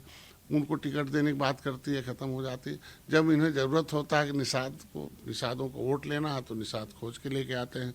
आज के दिन में जब देखे होंगे कि एक वहाँ से पहले एक मनोज सिन्हा को किस तरीके से है, मनोज तिवारी को लाके गोरखपुर में लड़ाया जाता है। पंचायत कहाँ होता है? जो है नेपाल में, कि कैसे जो है होता है। तो अभी उसमें तो मेरे कहने का मतलब आज के दिन में है, कोई आदमी संगत के हिसाब से अपना बयान, संगत तो से संगत का जैसा असर है वैसा वो बयान दे रही है। ठीक है, अगला सवाल मैं आपसे लूंगी सर, और ये बेहद ही अहम है, और ये आखिरी सवाल भी मेरा आपसे रहेगा आज के दिन में। नहीं, निषादों के बारे में, आज निषाद बहुत मारे जा रहे हैं, बहुत कुछ दर्द है। कौन है, क्यों नहीं आवाज, क्यों धरना नहीं हो रहा है? निषाद के लिए कभी धरना दिया सपा ने? है खाली डॉक्टर संजय बदनाम करना बस एक जगह, दूसरे जगह काहे निषाद नहीं होते? निषाद के खिलाफ एक निषाद अध्यक्ष था, क्या नाम है, इलाहाबाद में। उन्होंने एक बार निषादों की बैठक बुलाई और कहा भाई निषाद क्यों दूर भाग गए? तो इलाहाबाद के एक निषाद ने आवाज़ उठाई कि आपके यहाँ कौन रहेगा, निषाद अध्यक्ष बना दिया आपने, और उसको गोली मार दिया कि यादव जी ने, और यादव जी ने गोली मार दिया पूरे, जब तक सत्ता थी आपकी उसका FIR नहीं होने दिया। तो जो निषाद का FIR नहीं होने देंगे तो क्या निषाद आपके साथ रहेगा? तो ये तो है उनकी परंपरा है। आज के दिन निषाद वोट लेना भर है।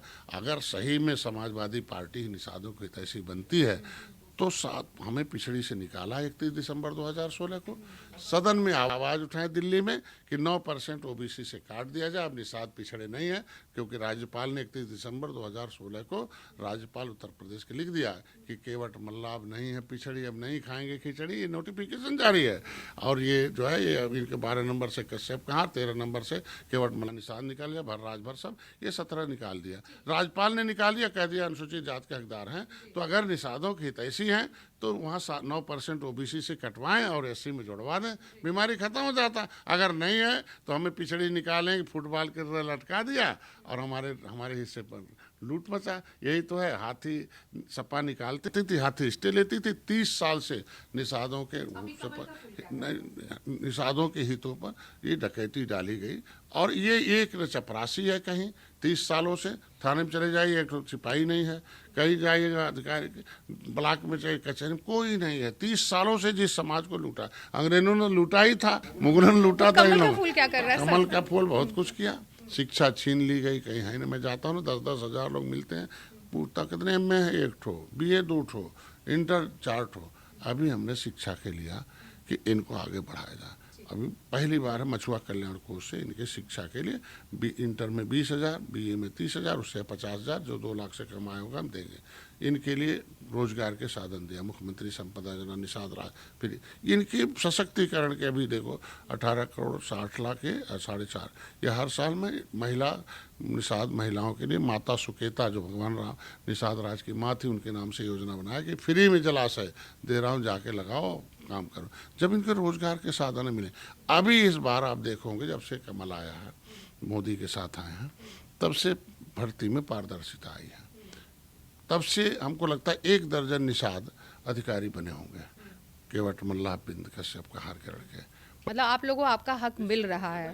नहीं, हक तो अभी तब मिलेगा पूरा जब हम, देखो वो तो कुछ मजबूत हैं जिनके आपके पास पैसा है, पढ़ रहे हैं, लेकिन हक तो तब मिलेगा जब संविधान में लिखा हुआ जो हमारा है आपको मिल जाए। ठीक है, आखिरी सवाल सर आपसे लूंगी। 2024 का लोकसभा चुनाव खत्म हुआ, एक्टिव मोड में नजर आ पाई रहे, हालांकि इससे पहले ये सवाल मैं आपसे की हूँ, लेकिन इसमें मैं सवाल आपसे ये जोड़ना चाहूंगी, 2027 का चुनाव आने वाले हैं, किस तरह की आपकी ये यात्रा 2027 के चुनाव में धार देने वाली है भारतीय जनता पार्टी के लिए? देखो, एक तो हम अपने बेस वोट को, हम किसी भी मित्र को हम जिताएंगे, जिताने लायक रहेंगे तभी हम कुछ पाएंगे। हम 200 सीटों को, निषाद बावला भी हम तो लगभग 67 सीटों पर हो चुका है, 7 सीटें बची हुई है जिसको हम अभी उनको हम 7 जिले हम बचे हैं वो करेंगे। फिर उसके बाद विधानसभा वाइज होगा, जो हमारे बड़े बड़े विधानसभा हम पोलिटिकली ट्रेंड, जैसे हमारा परसों जो है, परसों 2 दिन का शिक्षण प्रशिक्षण राष्ट्रीय अधिवेशन है, उसे मेला, तो हम शिक्षित प्रशिक्षित 10 कार्यकर्ता पोलिटिकली ट्रेंड लोगों को बना रहे हैं। और निश्चित रूप से जब भाजपा का कैडर, डॉक्टर संजय का कैडर, और फिर सुहेल देव है, और प्रकाश भाई है, वो का नाम है, आशीष भाई, ये चारों लोगों की सेना जब लगेगी तो जो ये जो उल्टा पुल्टा जो पढ़ा दिए थे वो सब गायब हो जाएंगे, और इनका जो नरेटिव है, जो नकारात्मक मैसेज फैलाया था, वो अब सही सही धीरे धीरे जान रहे हैं, और वो निश्चित रूप से हम लोग फिर से 2027 में ऐतिहासिक जीत होगी। सर, आपने बहुत ही कीमती अपना वक्त मुझे दिया और अपनी बातों को रखा। तो ये थे हमारे साथ डॉक्टर संजय निषाद, जो उत्तर प्रदेश के कैबिनेट मंत्री हैं और अपने आप में एक अहम भूमिका निभाते हैं, और जिस तरह से इन्होंने अपनी बातों को बेबाक अंदाज में रखा, उत्तर प्रदेश में जो ये राजनीति चल रही है इसको लेकर भी इन्होंने अपनी कई पॉइंट्स को गिना है कि 2027 का जो चुनाव है निश्चित रूप से भारतीय जनता पार्टी जीतने वाली है। और ये जो अपना यात्रा निकाले हैं, जो जिले जिले में यूपी के जा रहे हैं, हर जिले में लोगों से मिल रहे हैं, जनता को संबोधित कर रहे हैं, भारतीय जनता पार्टी को और निषाद पार्टी की उपलब्धियों को बता रहे हैं, ऐसे में 2027 के चुनाव में एक बार फिर से भारतीय जनता पार्टी जीतने वाली है, ऐसा डॉक्टर संजय निषाद का कहना है। अब ये तो आने वाला वक्त बताएगा। फिलहाल हमारे इस पॉडकास्ट में इतना ही, बाकी खबरों के लिए जरूर बने रहिए प्राइम टीवी के साथ।